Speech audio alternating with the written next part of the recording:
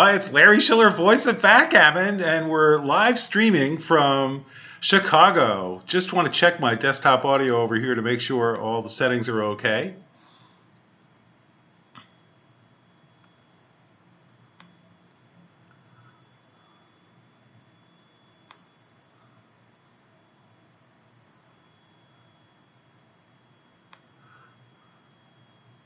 But we're started the game, and we've started opening up with a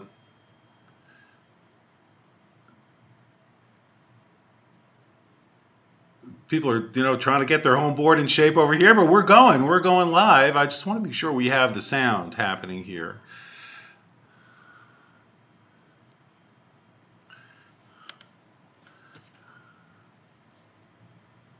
My worry is that, let's see, we're not pulling in the microphone.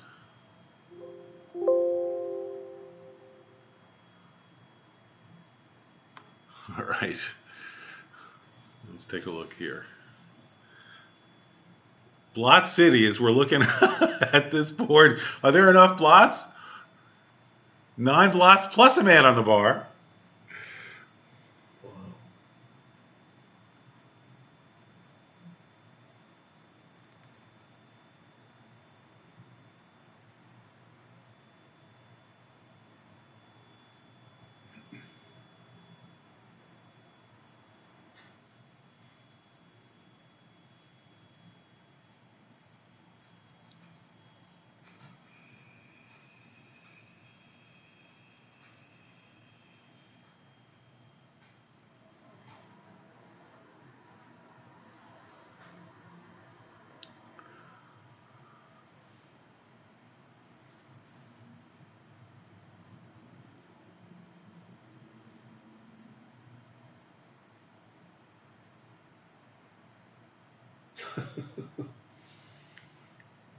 This is amazing. This is modern backgammon now.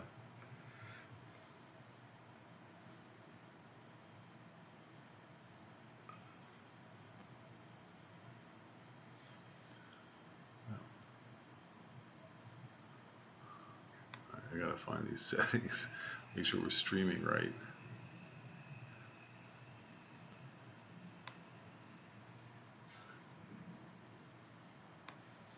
This is amazing. This is modern backgammon now. All right, so we are good.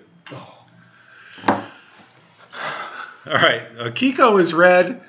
Stick, playing for the USA, is white. And it's hard to tell where the home board is over here. Stick is on the bar with white. Stick's home board, USA's home board, is in the upper left-hand corner. In case you didn't know, this is the epitome of a back game. And this is an impossible position, really, to determine who is actually winning in a position like this. I mean, these positions are those that even experts struggle with. Larry Shiller, voice of Backgammon, broadcasting live from Chicago at the Holiday Inn in Rosemont. And we have Team USA versus Team Japan. Akiko at the bottom leading the Japanese team. She's laughing. They're having a good time because so Stick, Rice. And the game is over. The game is over. Unless this was just a practice match. No. Let's see. What? They were laughing. I think they just did this for fun. This was not the real match. All right. They had us fooled. That is great. Whitehead, no. That's hysterical. So they were just clowning around doing a little practice game, apparently, just to tease the audience. Love that. That is really funny. All right, so we're getting ready. This is the U.S.-Japan finals in Chicago.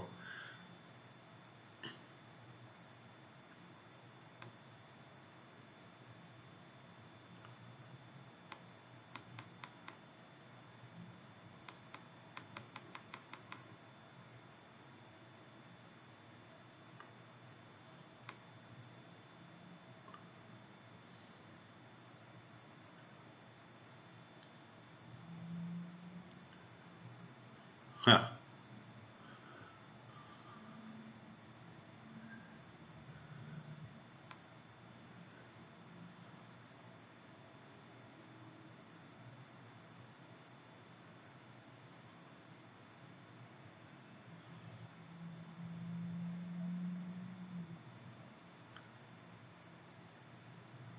And we might actually soon be ready to start.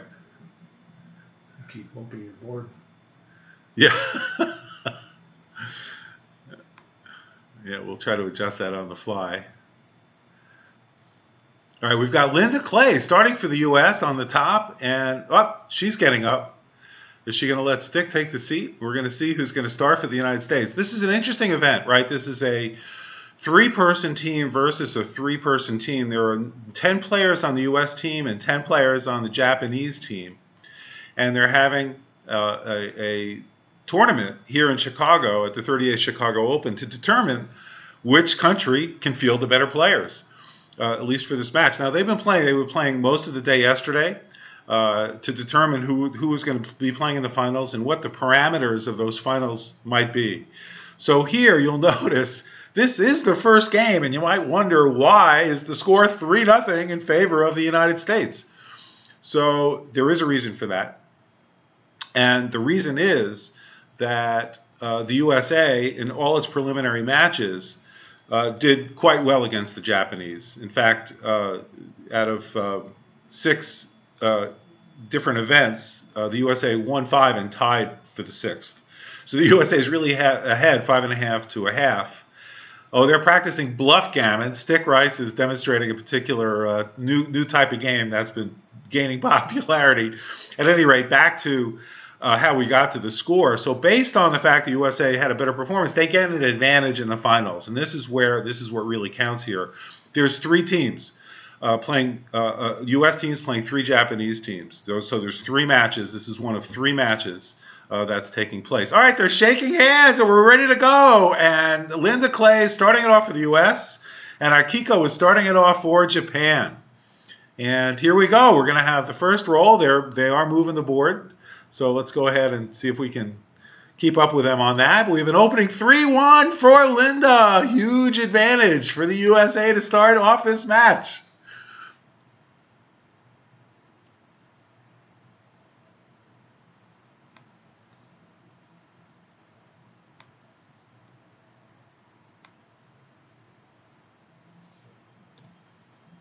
There you go.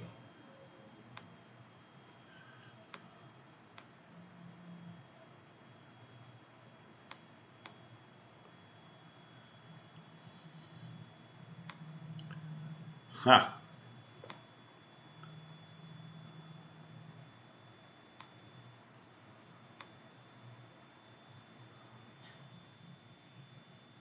All right, we have a pause in the action for some reason.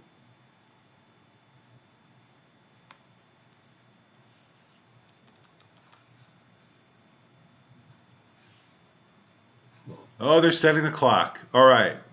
And the way the clock, let's just talk about that briefly, how the clock is set up. So the clock, because it's a match to 15, they have, well,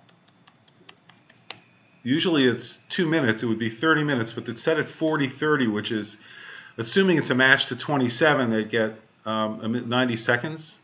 That's how it's been set up. I overheard Rory Pascar, the director, talking about this. 6-5 for Linda, and she's looking at running. She has not picked up her dice yet. Actually, yeah, the clock is running on her time. So now she hits the clock. There's an 18-second delay. And Akiko rolls a 6-4. So she can bring a 6 out and a 4 down. She can make the 2-point. But she's going to make, start building her outer board. She's got 11 men in the zone, which is nice. And Linda rolls a 5-2, so she cannot hit. She's going to play the 5 down and play the 2 up. What else is there to do? Don't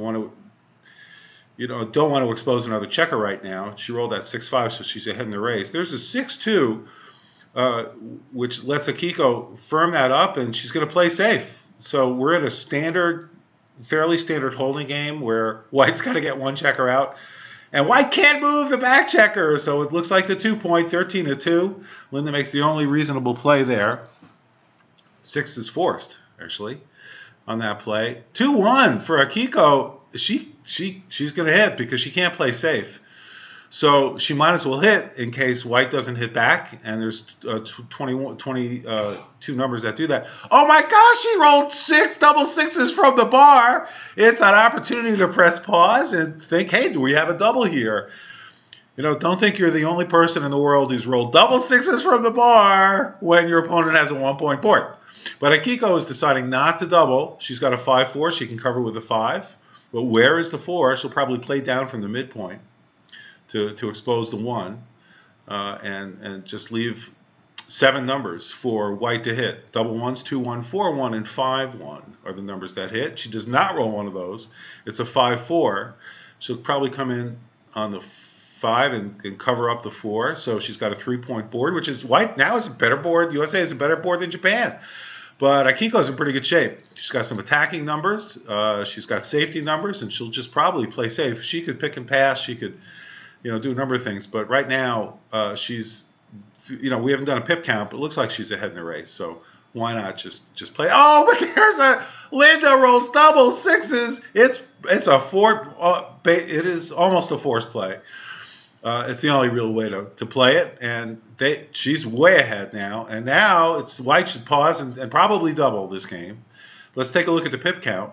We've 52 and 16 is 68 and 22 is 86 and 8 is 94.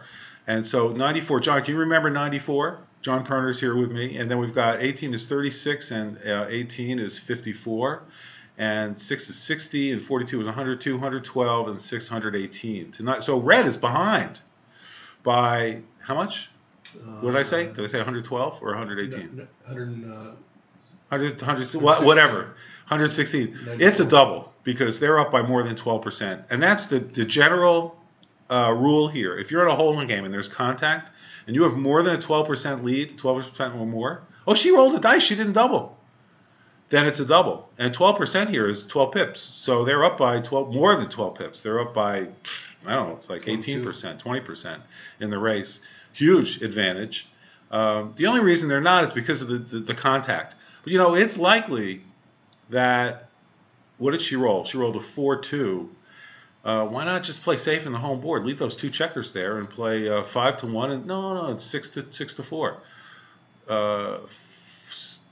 6-4 and 5-1. She's not seeing it.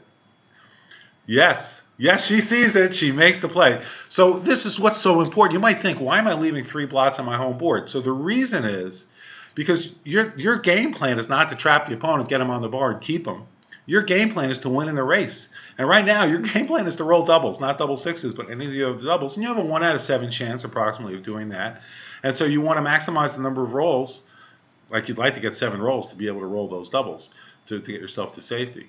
So Akiko making light of the situation, thinking she's going to get a shot and hit it. She rolled double 1s. She, on the other hand, wants to make her home board. So she's gone ahead and made her 4-point. Can Linda roll doubles? 6-4. Dice count, by the way, when they land.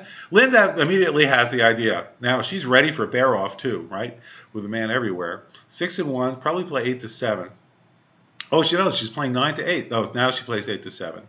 Just gives her a lot more coverage and ability. White's not leaving a shot next time no matter what. So no sense to worry about leaving a blot at this point. And besides, who cares? Let's say red leaves a shot, white hits it, and red's on the bar. Or white leaves a shot, red hits it, and now white's on the bar and actually hits red's blot. Red's happy about that. White's got 4 blots in her home board. So this is not a huge risk. All right, now finally they're thinking about the double. And you see the clock running on Petco's team. So Linda's thinking carefully about the doubles. They're way up in the race. They're probably doing a pip count now. And the odds, what are the odds? They might get hit. They might leave a shot and get hit. But say it's a 50% chance that they leave a shot. Then they got to hit it, which is a 1/3 chance. So it's really only about a 17% chance for red to win this game based on hitting. And then there's probably another maybe 10 or 12% chance for them to win in the race, even though they're far behind. So what's a take? It's clearly a take. And Akiko doesn't waste any time in taking it because she's got, 28, 20. And she's bringing on. She's Akiko, world-class, world champion player, Akiko. Linda rolls a 4-2. No, but it's not legit. One of the dice fell off the board. Akiko's smiling. She's pretty happy with this position. She's happy to have the cube. 6-1. There's only one way to play it, not to leave a shot. So Linda just makes the 13-6 play. And now Akiko rolls double 5. So look at this. She's got a big decision to make. She can now start hustling out. She's going to take a look and see what the race situation is. Does she want to move all those 4 checkers in? This is really interesting. So let's do the quick pip count. Let's look at white first. 6, 12, 13, and 8 is 21 is 42, and 18 is 60, and there's 72, 73, and 81 for white. John, can you remember 81 for me? Thank you. John Perner is our memory expert. And look at this interesting play. So Akiko, fascinating. Anyway, let's do the pip count for them. So it's 42 minus 4 is 38, and we've got 4 times 8 is 70 plus 1, 71, and 18 is 89. 81. And so they're clearly ahead in the race then, unless I'm really messing this up. So if they run, they'll be up by 12 pips. So why isn't she just running? Let's just see if that makes sense. I mean, she feels like she's likely to get a shot. She could also play 6-1. I don't think that could be right. Does she want to move all 4 checkers in? I'm not sure what she's looking at. She wants to maximize her game plan here.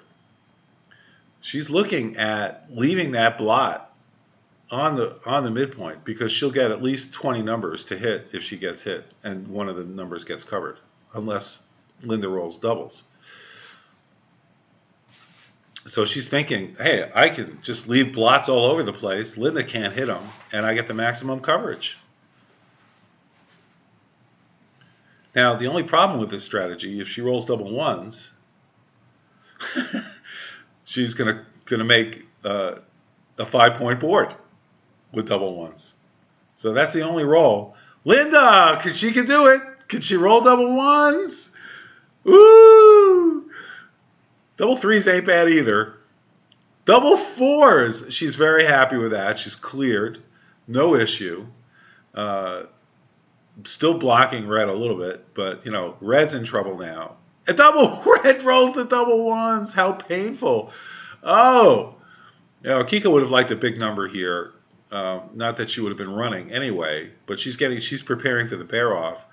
All right, Linda doesn't care about a 1. She doesn't want a 1. She rolls a 4-3. She brings her men in. She's way ahead in the race now because she traded double 4s for double 5s and only lost 4 pips on that exchange.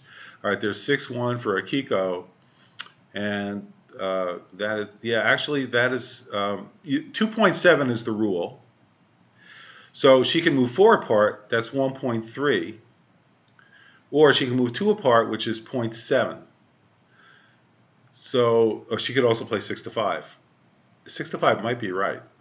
Wow. But I think that might be right. It's really going to be close. So there's a 2.7 rule. See how those checkers are 2 apart? So that's 0.7 away from 2.7. If the checkers were 4 apart, that would have been 1.3 away, which is too much. And it's just a useful rule when you're trying to bear off or bear in. All right, so Akiko rolls a 4-1. She has a nicer distribution by bearing into the 5-point, and she's in trouble. And Linda bears off those stack-heavy points, so she's in good shape. And Akiko needs a big number here. 5-1 doesn't even get a checker off. Unknown caller. But she will be getting that checker off, and because she's got blots, checkers on every point. But it looks like USA is going to take 2 points in this first game, unless Akiko can have a miracle here. Linda's got 9 checkers left, and that's 4 less than what Akiko's got. And now it's 7. So Akiko really has her work cut out for her. She'll need at least 3 sets of doubles to pull this game out, and that wasn't one of them. She's running out of time. We've seen people win from this position, though, so it's not over till it's over. Linda takes 1 off. She's got 6 checkers, and that's 5 more less than Akiko. Akiko did have one of those 6s there, but not quite enough.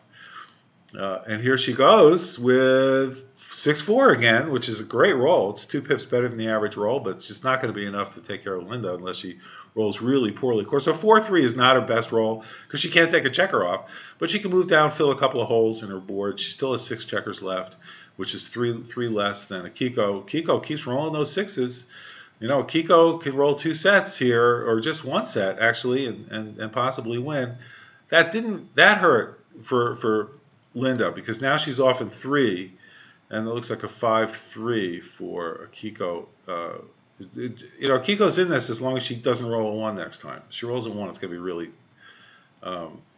Actually, she can't win if she rolls a 1 next time. She's got to take 2 checkers off, or she won't have a chance. So if you see her roll a 1, double ones is even double ones. Any 1 is no good for her. So the game will end. You'll see her stop playing if she rolls any 1. Otherwise, she'll pause a little bit on double ones probably. So she's saying 3-2. I'll take the minimum roll that I need. No problem. She's 5-3 is fine. So there's still a shot here. She can roll double 5. So Linda has to roll a non-doubles, which she doesn't do. So does not give Akiko the chance to roll 5s or 6s. And Linda takes care of business. And Akiko still has I think the smile is gone from her face now. Oh, though it's back. Akiko is indefatigable, however you pronounce that word. She is. They must have been playing before, because now the score is 5-0. No, she just lost the 2-cube. Oh, well, the match started with the USA ahead 3-0. Right. And it started that way because they had won the preliminary matches previously to give them this advantage in the finals. Oh, so they got 3 points. 3 points. Yes. So Japan was right, because they didn't win as many matches. All right, 1-6. Question is, what do you do with the 6 here? Do you come out to the bar, or do you try to make your 5 points? So this is a pretty classic prime versus prime game, and I think Stick is telling her to come out to the bar. And Akiko is doubling because now, all right, this is really great backgammon strategy. In a money game, it's probably not a double. Might be, actually. White's in big trouble. White has a blot on the bar. White's got the blot in the outfield. Red has 2 points and is threatening. And this is tough. It's a very gammon-y type of situation. And Red needs a gammon. And now they'll get a double gammon. If they win a double gammon, the score is 5-4 because the gammon's worth 2 points. The cube's a 2. 2 times 2 is 4. So that would put Red right back in this match. But right now they're 15 points away from winning, and White's only 10 points away from winning. And that's a huge advantage for White. They're probably a 75-80% favorite to win this match. 4-3 for Red. So there's a couple of choices. You could make the 3-point. But Akiko pretty quickly just, hems in White by blocking 6s, which seems like a smart play. There's a 5-2 for Linda. She just can't make anything happen. She could hit 2 checkers and really try to change things up. She could play off the 6-point and try to hit 2 checkers here because that will at least pause Red. She's got the 1 point. It's looking gammon-y already, so you're probably not giving up a lot. And she's looking at the play. Yeah, so they're looking at that play to hit 2 checkers to see if that's what they want to do. Now they're thinking twice about it. They can play the 5 down or the 5 to the 6-point. And that's an okay play too. But she's stripping her midpoint, which is not okay. So look, she's got 15 checkers in the zone, right? She's got 2 back in the 1 point. There's 3 on the midpoint for White. For Linda Clay, Team USA. And so you can basically, I think that's Stick leaning in and them, giving some pointers to Linda about what's going on. It'd be nice to be able to get the audio from that, actually, if we can find a way to do that. So, because we might be hearing some conversation from them. But that's what they're looking at here is what do they want to do with that 5? What are the risks? Hitting 1 checker is enough of a tempo. It's called a tempo play in backgammon. So you deny a player their full roll. And so they're looking back at the beginning on everything now. You could also hit in the 1 point, and play 13 or 11. But this gaining a tempo, look at all the great rolls for red. And see, this is great. They're looking at coming up with a 2 and hitting with a 5. That is awesome. That seems pretty smart. They're gaining the tempo and they're trying to get an advanced anchor in red's board. This makes a lot of sense. And it's probably a better play than hitting 2 checkers. So this is called a tempo play. You knock your opponent off balance to try to gain an advantage and keep your opponent from playing her full roll. Here, if you look, red, if red wasn't hit, any combination of 1s, 3s, and 6s is awesome because red is going to make her 5 point. Double 6s doesn't, but any other number, and so that means 8 numbers in total. Also double 4s, so you come back to 9 numbers. Makes the 5 point, which would make a 5 point prime, which is basically game over. Red's going to win this game in a heartbeat. So the only danger with coming up with that too is it's pretty gammony. But since you're building a tempo, only 1, 3, 1, 5, really maybe 1, 4 are going to hit 2 checkers, maybe 1, 6, which is somewhat of a risk. But it would put a hole in red's board not having the 5 point. So what's important here? That's what they're thinking about. And they're taking a lot of time on this because this is a critical play. And you'll see great players take their time on swing plays. And this is a swing play. And the first play that came to mind here was, hit 2 checkers. But now, let's put that red checker back.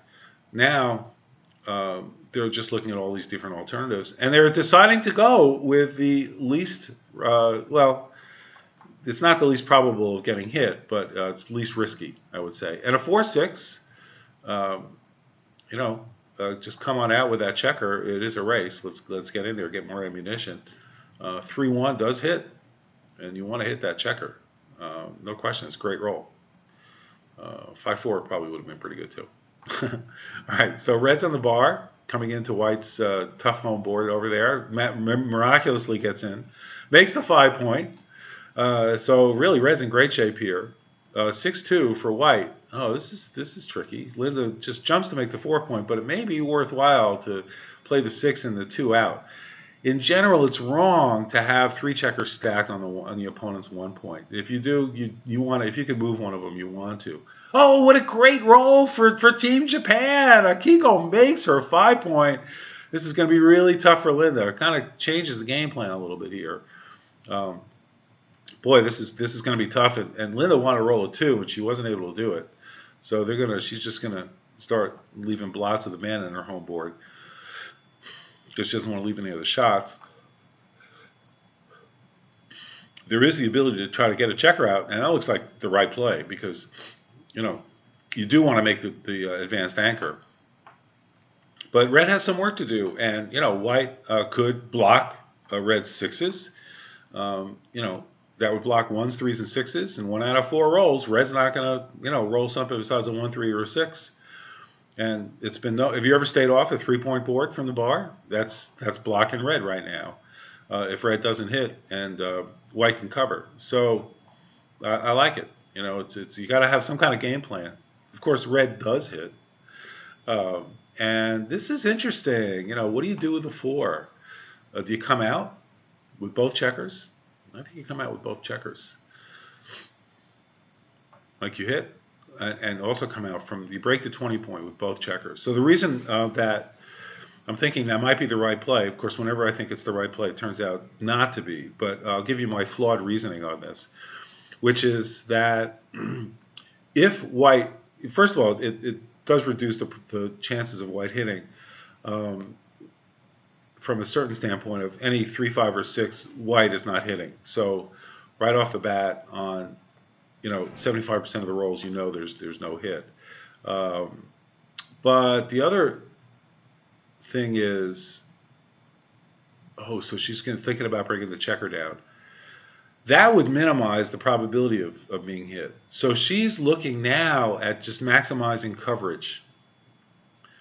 I was thinking about just bringing the checkers in, but she wants to get more checkers back. So she's saying, yeah, come on in with like a 3-4 or something Double twos for Linda. That is a nice roll. Joker roll. And if you made my play, you'd have 2 checkers on the bar of red. Oh, what happened? They said it's an illegal roll. She rolled into the checker wall. Oh, so she had to play double ones. Tough break. If you're not going to roll double twos, by all means, roll double ones. There's one. That was a nice roll. No question. Yeah, that, she is not coming up to the edge of the prime, but she now has a chance to PvP this thing out. That means prime versus prime. And let's see what Akiko can run. Could she roll the 4? She wants a 4. She doesn't want that to happen to her. And she rolls the 4. It's a 4-6. I don't know why she's not coming out, but she could bring a checker into attack. What's your game plan again here? Is it to bring your checkers around? And timing is really the number one consideration here. Some players just have this vision of how the game is going to, proceed. They have this magical way of understanding where the game is going to be. And that magic really would be helpful here because, where's this game going? She's looking at taking a checker out. This maximizes the probability of getting a 6-point prime, which will maximize the time Akiko has versus Linda. And so it looks like she's going to make this play. She's putting something into her phone. I guess, is she listening to music? I can't tell. No, that's her hair, not an earbud. So I don't know. So what do you do here? This would minimize the hits, give five numbers that hit, and not that you care that much. She's now leaving it back there, thinking about bringing a checker in. Now this game plan is, I want to attack. If I can make the 2-point, she doesn't, with a 5-3 or a 6-3, I want to do that. So that's the decision that she's made, is to play that type of game plan. And there's double 4s for Linda. She can't come in on the board. See, that's 1 out of 3, 1 out of 4 times she's going to stay out. Now there's a 5-4. Boy, she'll probably bring the 4 and 10 to 6, given that she wants this game plan, and then come out with a 5. So it seems like the recommended play. She could slot the back of the prime. 5-6 Linda can't come in. If Akiko can't point on her, this could work to her advantage. Oh, double 1. She's gonna hit, and put a second checker on the bar. And she doesn't even think twice about this. This was not an easy play. I mean, she could have just moved 2 checkers over. Linda comes in with 3-1. She straddles Akiko's blot. All right, 3-2. Let's see what we got here.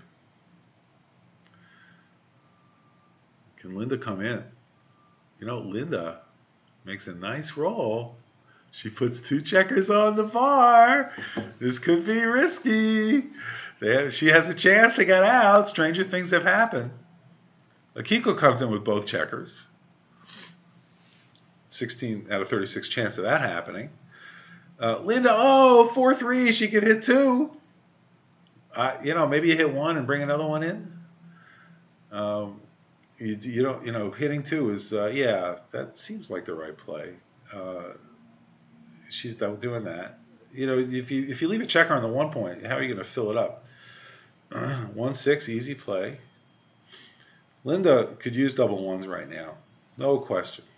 That's the play. 4-3, not her greatest roll. Oof, she could make the 1 point. And then hope to roll 1s and 2s and 6s. She's going to stick to the strategy of making the prime. Can't argue with that. This is the long-term strategy. If you make the 1 point, you just made the 1 point.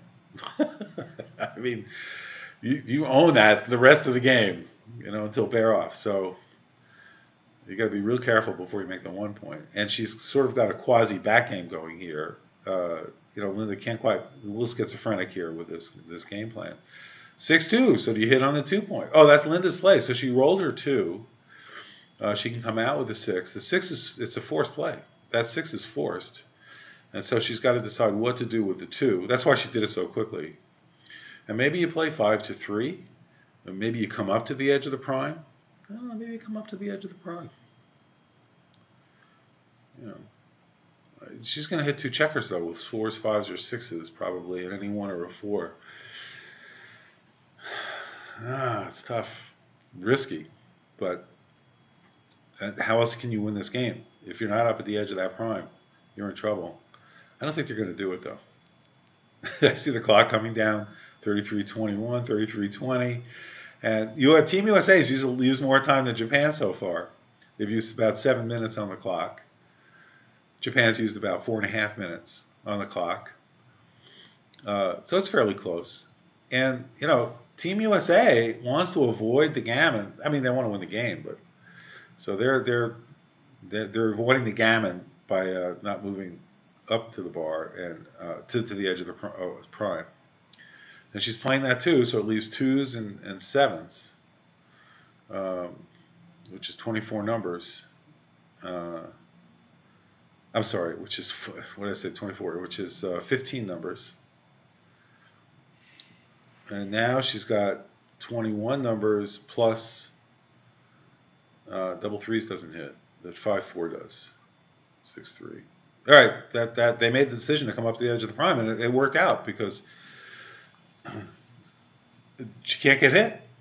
6-2 does not work. This has turned out to be a genius roll, and now red may want the tempo play because white has got lots of numbers that make 3-2, 4-3 make points in the home board, double 2s.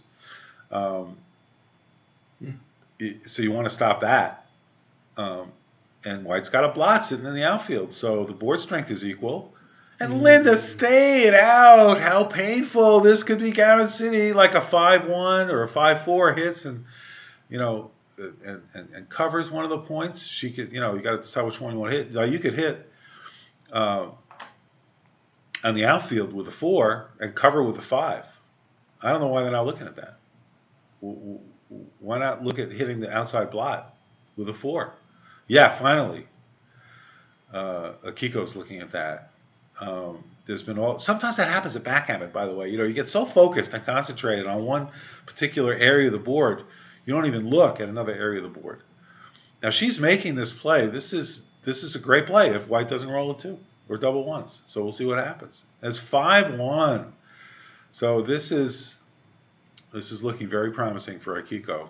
Oh, great roll. 4-6 hits and covers. So there's no roll except double 1s that white can have that'll hit back. So let's see if Linda can roll it. She can't. There's a 2.8% chance that's going to happen. It did not happen. Double 5s. A lot better than double 6s. And just bring him down. Baby, bring him on down. Then why leave a shot? I think she's got one left. Checkers. That's interesting how she's playing this. Does she? I don't think she wants to make. I don't know what she's trying to do. I don't get it. But she's a world class player, and you could be sure there's a darn good reason why she made that play. 4-3. All right, so she's finally bringing those 2 checkers now. I mean, the idea here is red wants to clear safely. Red does not want to get hit now. This is just not, a good time for red to get hit. White would have actually some huge advantages. And the question here is, maybe you do want to finally block that.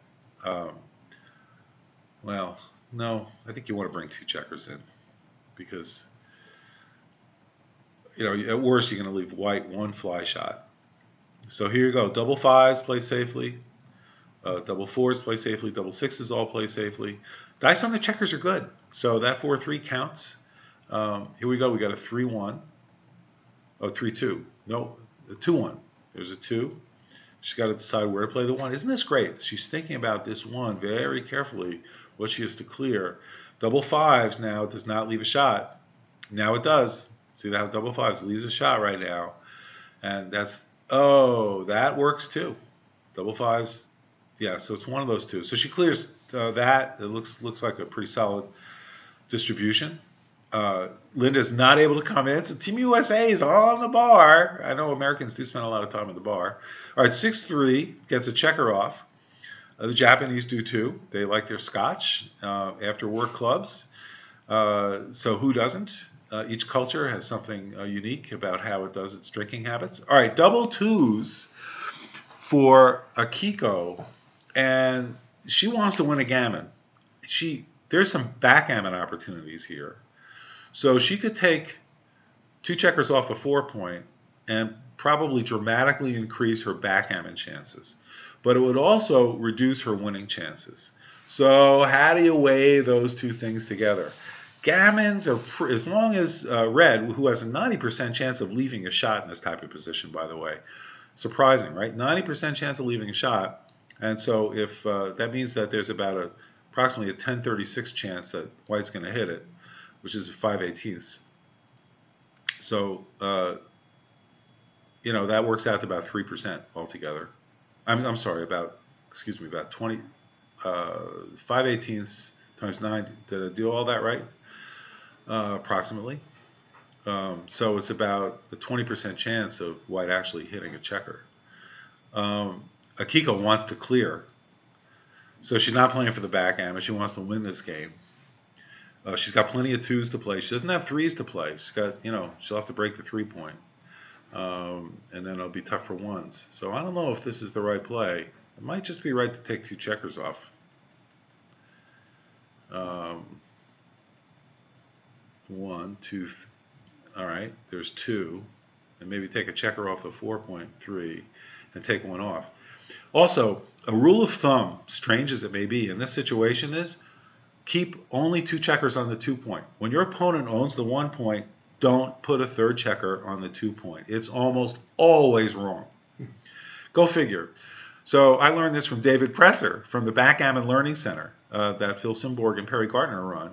And we went over situations where you have a roll like this and you decide where to put your checkers. And one thing you could say for sure, the wrong place to put a checker is on the extra extra spare in the 2-point when your opponent has the 1-point. Absolute worst thing you could do. It's often a huge blunder to do it. Go figure. Greater minds than mine will have to, give me, solid reasons why that's the case. But so I don't know. This just seems unnecessarily risky at this point. On the other hand, that said, if you're going to leave a shot, leave it now. While white doesn't have a great board or coverage, so white's still on the bar. This is interesting, and she's taking her time on this, which is great because this is one of these plays that has huge importance. She does decide to go with the ugly stack, and look at white comes in with double 6s. She's going to make the bar. There's 1, there's 2, and I think you just come down with 2 other checkers. Oh, that's it. Yeah. So Stick points it out. There's somebody on the team, or Petco, and here we go, double 1s. Well, that can't be bad. I don't know if she wants to do all of those. Yeah, I like doing all of those because now she has plenty of 3s, plenty of 4s, and plenty of 2s, and plenty of 1s. So and of course 6s and 5s she's got plenty of. So Akiko's in absolutely no danger here. She's not going to leave a shot on this roll. She could leave a shot on the next roll if she rolls doubles, and then it's 5-4, 6-5, 6-4. But we'll see what happens. There's not a lot of combinations, in other words, that are going to, cause her grief. That said, Team USA is preparing a nice home for Team Japan in the event Japan wants to visit. So we're going to take a look here and see what happens. Notice how Linda, Team USA, is playing the checkers in the outfield to protect against red escaping. All right, so 6-4 for red, which means doubles, any doubles, 3s, 4s, 5s, 6s, not double 2s, not double 1s. Leave a shot. Next time is a 1/9 chance of a shot coming up. We have a shot alert. 5-3 is safe. Beautiful. Nothing leaves a shot next time. That was a nice roll. And double 6s again, listen, maybe Team USA is just going to win the race here. Why bother with all this strategy? Just roll double 6s every time. All right, so they've got a nice looking 5 prime. Plenty of time to move. They've got 4 6s to play. Let's see what red's got. There's a 3-4, and that's easy. You take 2 checkers off. So white's getting ready here. White has a chance to win this game. 5-2 makes the 3-point, and I'm not sure why they're taking any time to look at this, but why possibly would you not want to do this? They're saying move the 2 in. Oh, because they're looking at avoiding the gammon. Yeah, so if you bring 2 checkers in, yep, that is good thinking. Boy, so yeah, just Red's 4 rolls away. that's red's basically 4 rolls away, and well, 4.5, probably 5. Yeah, but with doubles, 4 rolls. Good. So there's 4 rolls, and they're thinking about that 5. So bring the 5 in. Yeah, good thinking. See, I forgot about all that gammon risk. All right, 5-1. It's correct actually for white to leave dodge now. If white rolls like a 5-2, it's probably right to go. Come out with a 5. Maybe waste a pip with a 2 in. Yeah, why waste a pip? I'm not sure. I mean, you get that crossover. They think so. The Team USA does think it's right to waste that 1 pip. All right, so there's a 4-2. Can Linda avoid the gammon? She's got 4 crossovers. There's a 6-5. That's nice. Looking good. Getting very close. 5-3. So they need double 2s or better. 1 and a 4. So anything gets Linda off next time. So there's 536 chance that Japan's going to gammon USA. What happens? 5-1. Akiko can't do it. And it's 5-2. They were lucky. Wow. Linda needed 2 sets of boxcars. Boxcars means double 6s to get off that gammon, and she rolled them. So Team USA got very lucky in terms of the end game, but they also got very unlucky in not getting a hit. Would you have taken that double that Team USA took? Given I knew that Petco stick took it, if they took it, I'm taking. How about you? I'm just asking. Yeah. I mean, if you left me and I didn't know what they were doing, I don't know. I can't say that I would have. No. I can't say that I wouldn't have either. That seemed like it was a free drop. Wow. Yep. Well, the only thing is, yeah. It just put them even away if they drop it. So it's, but good point.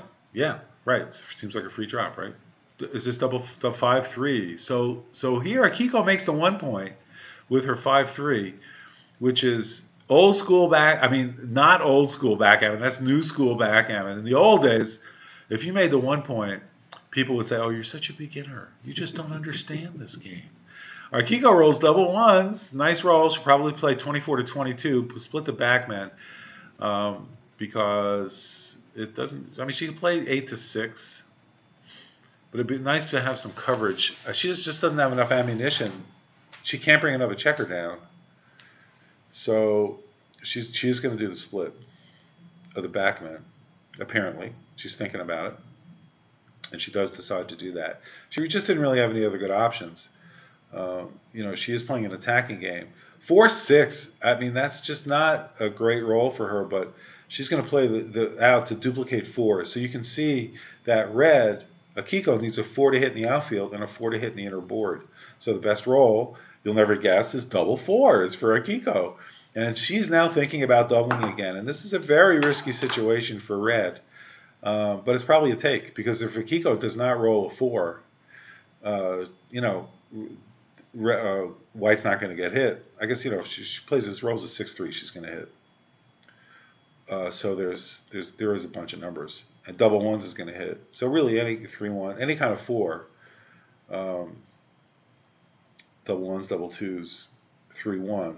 So that's 15 numbers, obviously, for 4, and the 6-3 is 17 numbers. Wow, that's actually a lot of numbers that are pretty painful here. Yeah. Double 3s too. What do you do with double 3s? So that may hit. So, it's like half the numbers are going to hit one of those blocks. But that means half the numbers don't. Double 6s hits. I didn't count that. Yeah, double 6s hits. So she's deciding not to double. It might have been a double. Oh, 5-4 hits 2 checkers. We didn't really talk about that. Maybe she thought she was too good. I don't know. I mean, wow. How about that? And Linda at least comes in with one of the checkers. So Akiko, if she was thinking she didn't have a double before, she's probably too good. Nope, but she's saying, so she didn't think she was too good before. She didn't think she had a double. Now she thinks she has a double. And it's a tough decision for Team USA because, they don't have any points in their home board.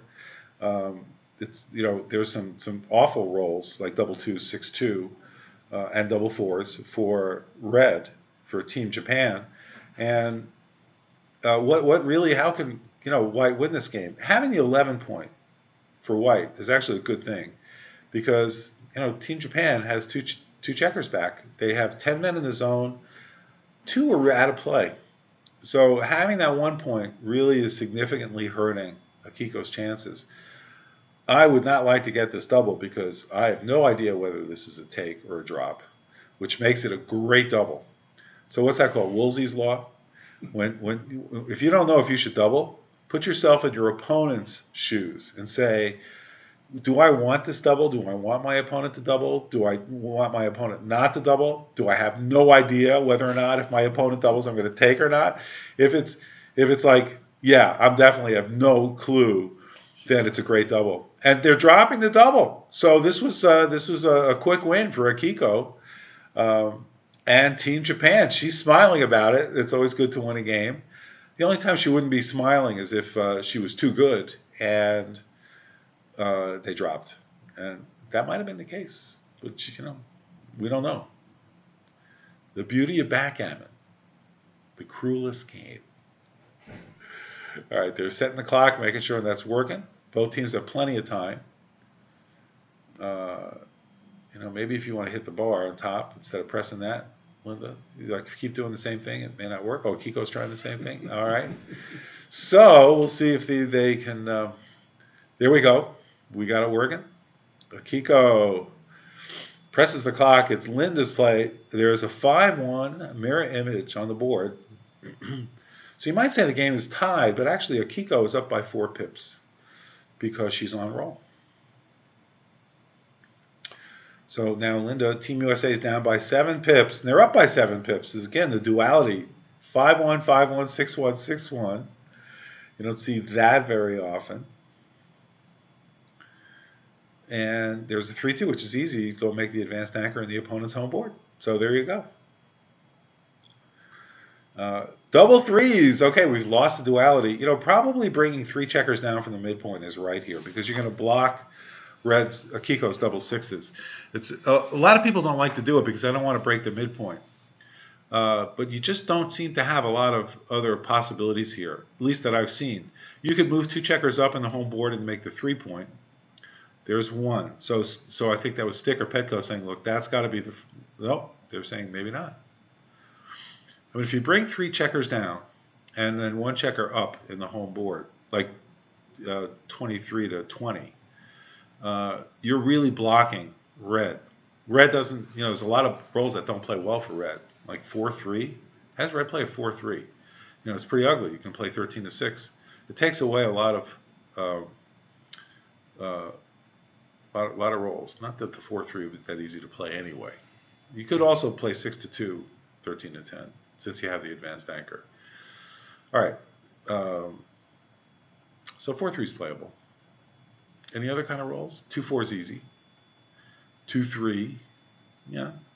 It's not really going to actually put a damper on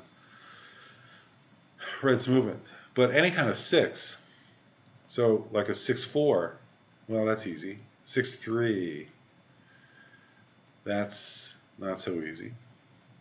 6-2, all those leave shots. So what do you do? Although the 6-2 is indirect. Well, let's see what they're actually looking at in terms of all the possibilities. So they're looking at making maybe 2 points in the home board, which is like instant board. How could that be wrong? Just to make an instant board like that looks great. The only thing is you leave a shot. So the trade-off for making 2 points is leaving a shot with a 4. But, that's not a pleasant thing necessarily because you could get hit even if you hit the 4. So maybe that's the best play. And they're looking at this other play. Yeah, very hard to know. This is just ugly, like you're stacked on the 6 point. So there's 1, 2, and then make it. See, this is great. They're just looking at all the possibilities, seeing how it looks, getting a feel. And some players are field players, where they don't know until they see it, and then they just know when they see it. Other players are more kind of reference oriented. They say, "Oh, I've seen this kind of position before. It's like this." So she decides to make the 5 point and come up. Can't ever be wrong to make the 5 point. 6, 5.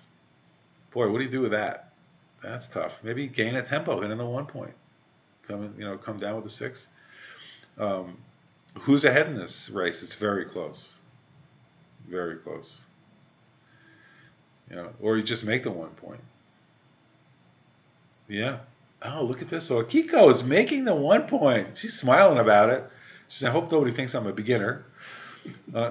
Unless they want to play for a lot of money, in which case I hope they think I play like a beginner. All right, so 4-3, 7 the hard way, because the hard way in this case is not a 1-6. 4-1, which to hit?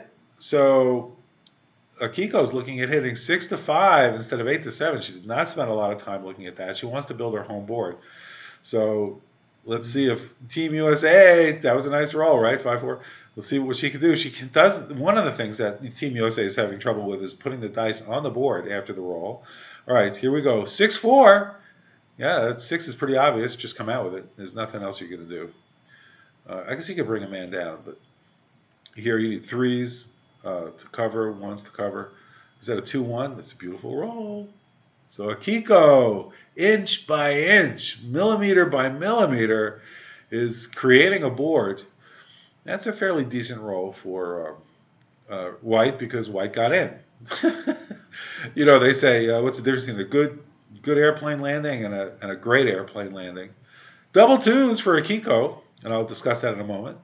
Making the 4 point looks pretty solid here. I don't know how else. I mean, you could block 6s, but you leave a shot. Yeah, this is tough. Maybe blocking 6s is right. She's looking at it, seeing what can happen here. So a good airplane landing is when you can walk away from the aircraft. You're safe. You can walk away from the aircraft. A great airplane landing is when you can reuse the aircraft.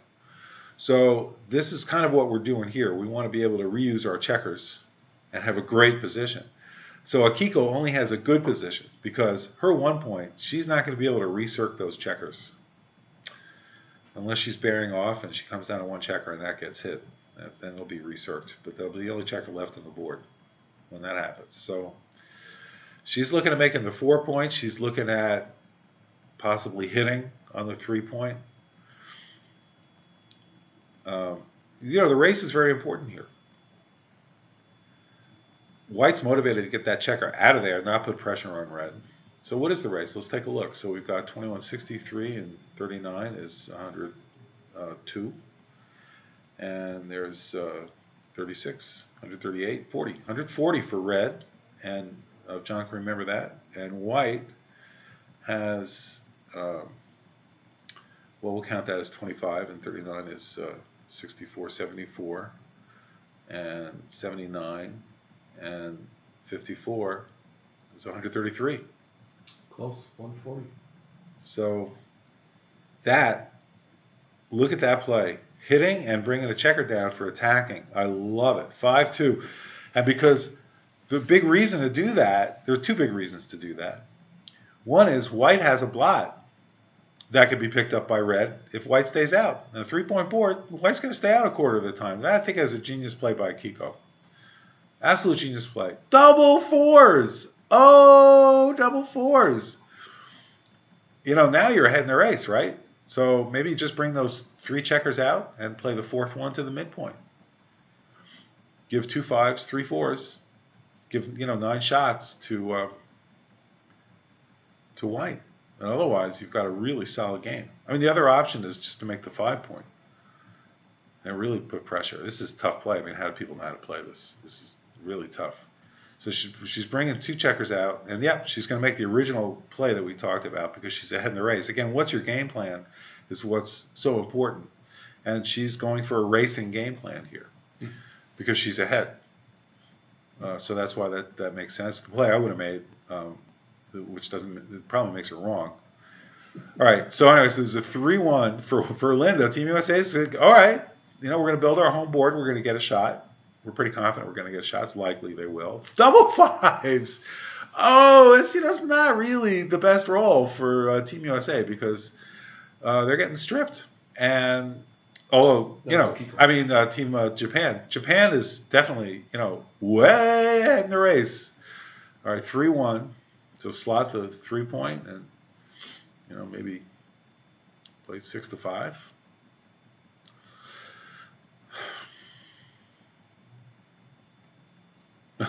Yep, that's what she does. Okay. And all right, Akiko rolls a 5-1. It's just really ugly. I mean, she'll just play safe. Just play the 5-1 in, 9-3, and be done with it. And say, okay, I'll wait another roll so I can roll my double sixes, which is her best roll. And by the way, not clear how to play it, but it's definitely her best roll. And 3-1 again. So, if White can roll this every single roll for the rest of the game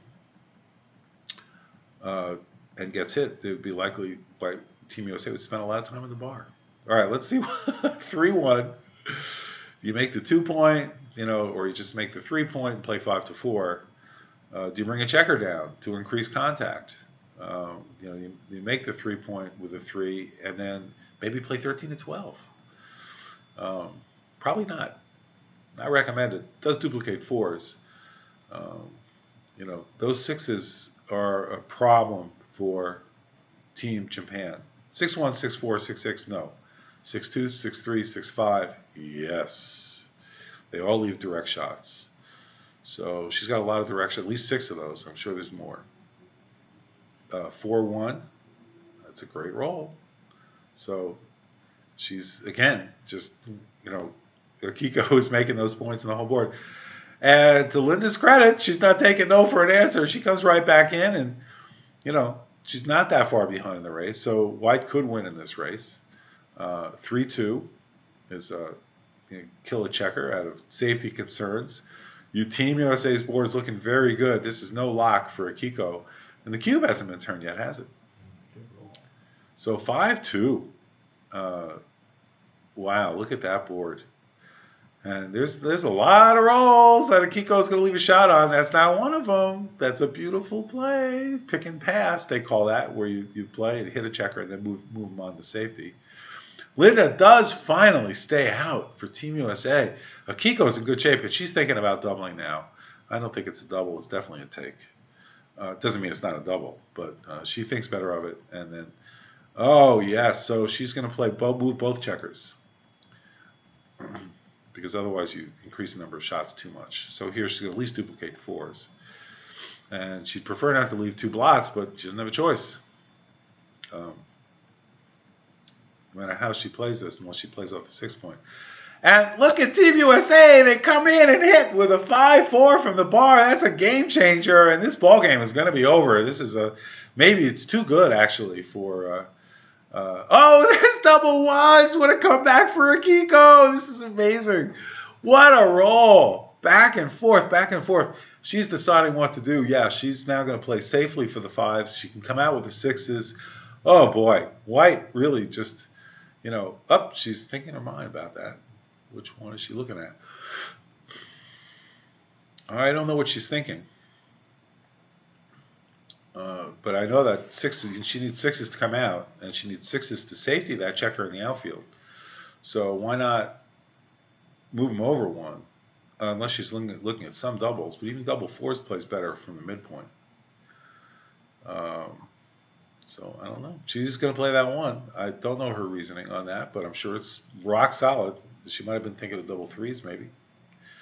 Well, let's see what the roll is. All right, so Linda is now going to try to roll her way out. She gets out and brings 1 in. Yeah. Oh. Is that right? That is right. Looking pretty good. Boy, red needs a 6 big time. Oh, 5-1 Akiko. Yeah, it didn't matter. All that discussion we had last time didn't make any difference. This is a great double by Team USA. Great double. They're ahead in the race. They're attacking. Akiko lost her board.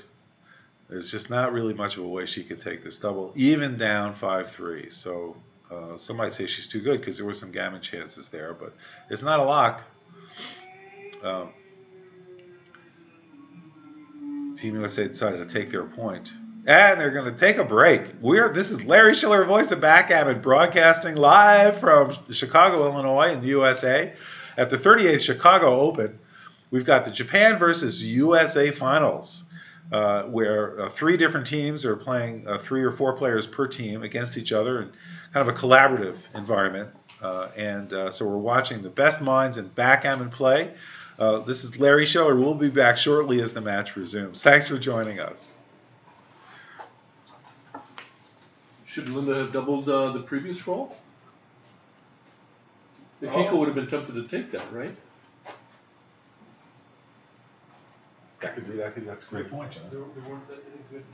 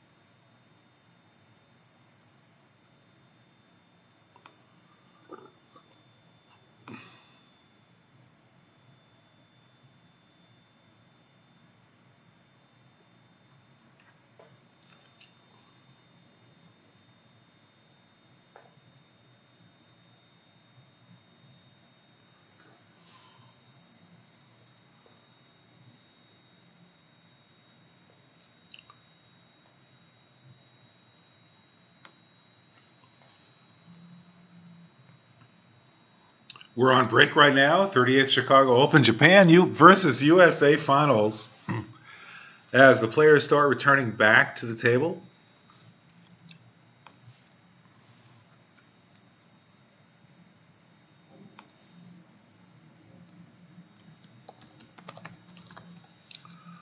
They're getting the board set up.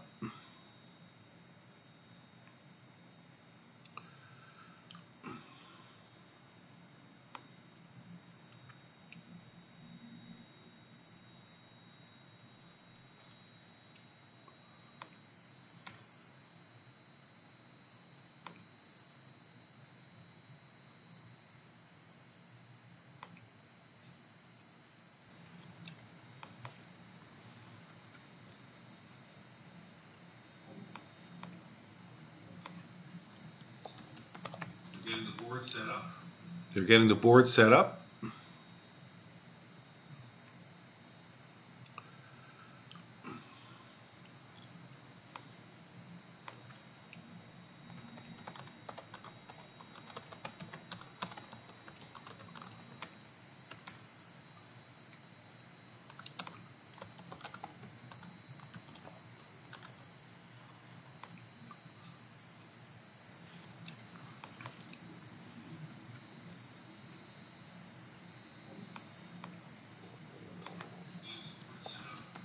They're getting the board set up.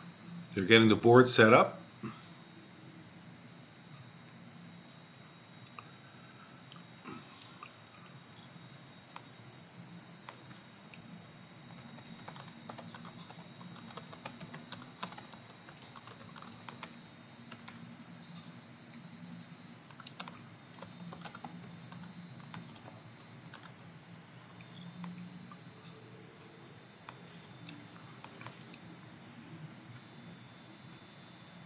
Okay, Petco and Akiko are checking their watches. They're getting the board set up. They're getting the board set up.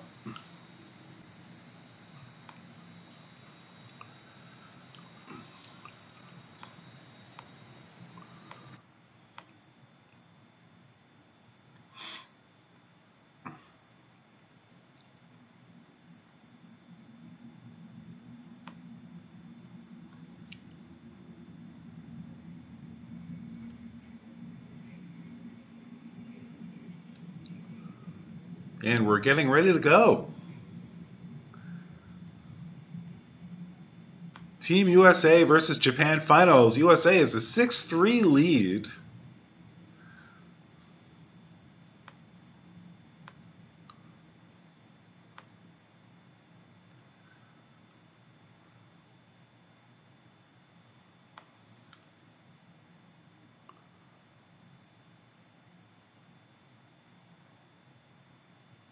And here we go. Akiko starts with a 6. 6-5. Followed by a 5-4 for Team USA. And we've got the women playing. Akiko, one of the top players in the world, playing Linda Clay, who's an intermediate from Colorado. And that's the beauty of this USA-Japan Finals, is that we have both top players in the world as well as a select number of intermediates. Linda's smiling. She's ready to go. She rolls her double 5s. Well, it gets one checker around a safety, and they'll probably bring another checker from the mid. Oh, look at this. Interesting. Really. Not the recommended play. I don't think Linda's... Yeah, so... Petco or Stick is pointing at that lonely checker that's about to be attacked by Linda, even with a 3-point board. And, look, you're ahead in the race. 6-5, 5-4. White is definitely ahead in the race after rolling double 5s. Are they going to choose to do this? I think cooler heads are prevailing on Linda not to make the 1 point at this point in the game, because there's 9 rolls, 10 rolls or so, that maybe 9 rolls that are 10 rolls. They're going to point on the 5-point.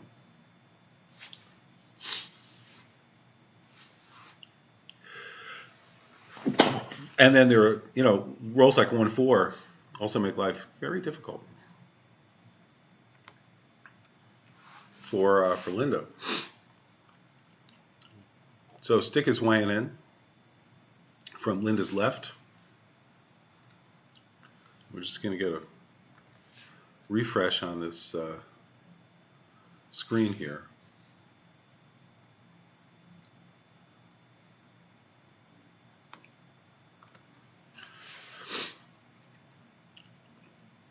And they did decide to bring the checkers down. How interesting. All right, and there's 3-1. I don't know. I mean, this is just going to be really tough for Team USA to get 2 checkers out of there. They do have 6s to play, but it's off a strip midpoint. 3-2. All right, you can make the advanced anchor. I don't know. We'll look at the XG analysis later on this. We will be posting XG analyses for all these for the matches that appear in Voice of Backgammon. So stay tuned with us. All right, now Akiko is thinking about the cube. She rolls, however, and rolls a 6-1, and that's easy to play. Nice even distribution. She can't move the checker that's stuck back there, so Team USA wants to roll a 6 or a 1, but they roll a 5-3. You think, oh, there's so many shots that's going to hit that. There's a lot of shots that don't. That seems like a nice roll. Prepare to make that home board. See if Akiko can get out of dodge. Well, 2-1 look, that's pretty hard to argue with. Listen, go ahead and hit me. I got a 5-point prime. And there's a 6-1, which is a nice roll. Duplicate the 1s by hitting. Well, you could do that, but, really, just if you hit with a 6 and you cover with a 1 on the 5-point, you have a very solid position. So, yeah, even though you leave the shot, 1/4 of the time she's not coming in. She can roll a 1-6 from the bar and make it game over. She's thinking about doubling. Akiko is thinking about the cube. Akiko, what do you do if you stay out? Wow, she's turning the cube. This is a pressure cube. Woo! This is really, wow, gutsy. She's having an allergic reaction to her own double. Anyway, Linda goes ahead and takes it. And let's see what Akiko can do. And she rolls a 2-6 from the bar, which is not that helpful. 6s and 1s are going to make life easy for White, for Team USA. 2-1, simple enough. It's no question about it. Akiko wants to roll a 2. She would love to roll a 2. And if she doesn't roll a 2, she wants to roll a nice low number. And a 3-1 fits the bill. Now the question is, do you slot? No, I don't think you slot there at the edge of the prime. It's often correct to slot at the edge of a 5-point prime as long as your opponent's not at the other edge of it. 5-1. Well, you could hit and cover. You could just bring a checker in. You really don't want to hit and cover because you want red to run out of time. They're looking at it. On the other hand, you do want to hit and cover because it gives you an opportunity to roll a 6 with impunity. So that's the interesting question. This is not obvious. What do you do here? You have less time than red. So maybe you do want to hit and cover. And that gives you the best game plan. And they are doing that. So let's see if Akiko can come in. She comes in with a 5-2 and she hits. What a great roll. 5-2, 4-3 with the only numbers that, that's really a terrific roll. Linda stays out. Now Akiko's too good. She can roll a 4 and pick up another checker. She does. And she can cover on the 1 point. So, does she want to do that? I think she does. It's really pretty safe. But, no harm, certainly leaving that blot there. Playing the 6 in, maybe 13-7. Because even if she hits, you'll be able to come in. But why take the risk? It's really not that risky. So she's thinking it over. There are no bad rolls for red that White can make if she covers. Double 2s, double 3s, 3-2. They all come in. They all don't do any damage. It's going to be pretty easy for Akiko to remake the 5-point prime. So I think I'm talking myself into making the 1 point. because she's going to remake it next time anyway. So you're not really giving up anything, in other words. And she rolls a 3-2. It's one of those rolls that we talked about where Akiko really does have to cover it. So she doesn't want to roll like double fours is her nightmare roll. So she didn't roll that. She can 5-3. And she's got the 3 and she can bring the 5 down. I don't know what she's looking at for the 5. She's thinking about slotting the edge of the prime. It doesn't really make a lot of sense to do that. Why give it up? You don't want her to roll a 6-5 and hit you, which is the only 6 you're giving up now. She rolls a 5-3. She's got to bring 2 men in from the outfield, most likely. She doesn't have 5s to play. So that's the only danger. She might have considered slotting her 2-point. All right, and there's a 5-1. Now that's interesting. You hit here. I don't know. Yeah, this is tough because there's no more time. Like red, if red plays in from the outfield from 13 to 8, red's done. So 2-6 from the bar. Woo-hoo! Linda makes a great roll. Gives herself a shot because she can pick up that second checker and gain the time. That was really a great shot. Akiko stays out. What a turn of events. If Linda can roll like a 6-5 or a 2-1 or even a 3-1 or a 4-1 or a 4-3, she's in good shape. 6-5. What a great roll. One of those rolls we just talked about. She's now got 2 checkers on the bar. She's got plenty of time to get those checkers out of Akiko's 5-point prime. Akiko better come in a hurry. She comes in with a 4. This is almost a cube back for Linda, but she's going to play on because there's way too much volatility in here. She rolls the 1. Oh, I don't know if you want to come up to the edge of the prime. I think with that 1, I don't know. And then play the 3, 16 to 13 because let her come in and leave another shot out there. It gives you more time to bring your checkers around and really attack. Oh, she's looking at that play. See, these plays, playing behind the checkers, don't make sense to me. Yeah, now they've got the original setup. Coming up to the edge of that prime seems like a mandatory thing to do.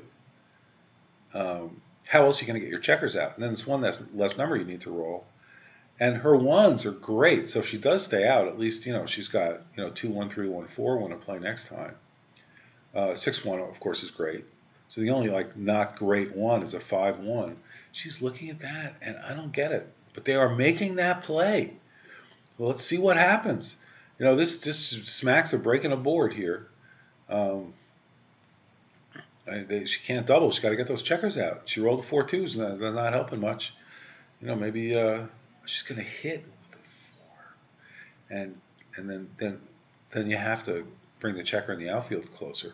So you can, no. Well, you know what? It's pretty close. I mean, this gives you 11 shots. And you do have double 6s. So you have 12 shots to cover that lot. Huh. You have more. You have 15 if you play it the other way. Right? With double 6s. So I think that's the right play because you are... you don't give up double 4s here. A lot of considerations at this end game. I mean, if you're a beginner watching, the players are thinking through all the possible rolls. What's the game plan? And at the end of the game, these are very sensitive positions.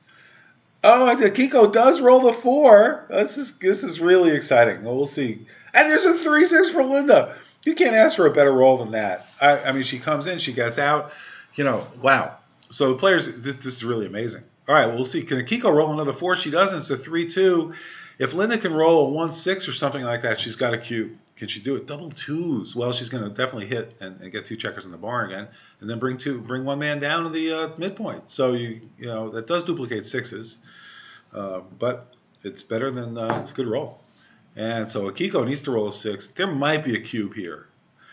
This could possibly be a cube. There's a 6. Oh, that's great roll, and a 3. Yep. That seems right. They're thinking about where the 3 should go. But they don't really have a good 6. They'll play the 6 to the bar point, making it easy to clear, hopefully, when Linda rolls a 1 and a 6. But it's going to take her 6 rolls to do that on average. Isn't that amazing?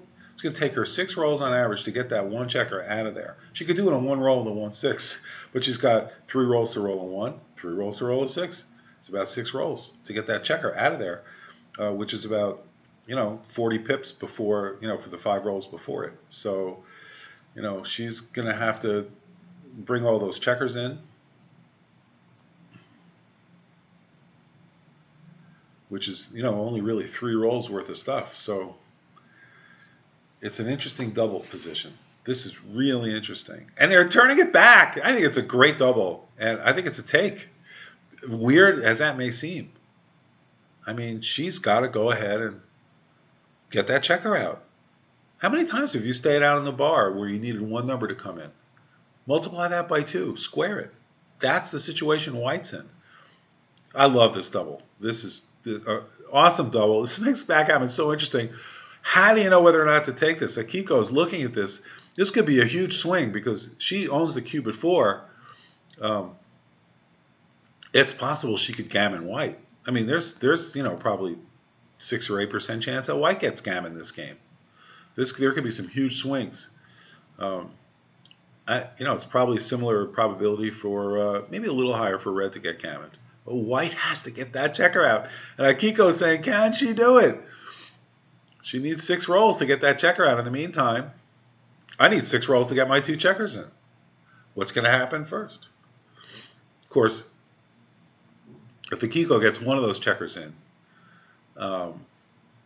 and then that checker is going to be picked and passed. So it's going to be a lot more than 6 rolls for Akiko to get those two checkers in. So maybe that's what she's thinking about. And from that standpoint, White will have the time to extricate that back checker. This is really tough because here, the other way she's looking at this, if she drops the double, she's down 8-3, 7 away, 12 away. And so if she were to win this game, they'd be ahead a little bit, right? 7-6, not including gammons, which give her a slight advantage. So basically it's, like 52% versus if she wins versus, down 10-3 in a match to 15. I don't know, it's like 14% or something probability of winning that match. So it's really, if her probability is about, so that would be about 14 over 60. It's about 22%. So if she thinks her probability of winning this is more than 22%, you know what? It's pretty similar to just a regular situation, strangely enough. So what is her decision going to be here? It's very tight, very close. It's and situations like this may not be that sensitive. In other words, it might be pretty close. Close if it's a double, close if it's a take, close if it's a drop. And she's taking her time, but she has plenty of time on the clock. USA, Japan, they have 25 minutes. Plenty of time. Now, what's interesting is you don't see the Japanese team having discussion. Their mouths are closed.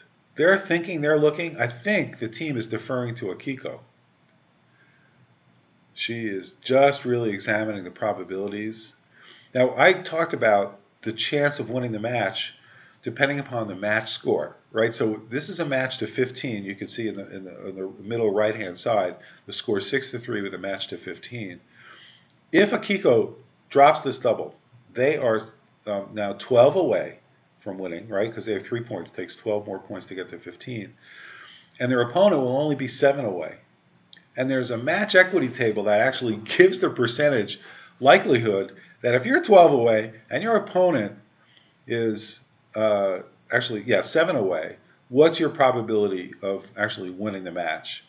And I estimated it around 15%, but I could be off by 5 or 10%. So somebody who has the table would know. Have people actually memorize these tables, which I obviously haven't. I could keep it by my side, and maybe I'll do that for future tournaments. But I'm not allowed to do that while I'm playing. So at any rate, there's that percentage, and so that is the risk, right? If she takes the double and loses, that's what happens. Now, if she takes the double and wins, she'll be ahead 7-6, which makes her a slight favorite to win the match, because then she'll be 8 away, her opponent will be 9 away, and I'm guessing it's like, I don't know, 53% or something.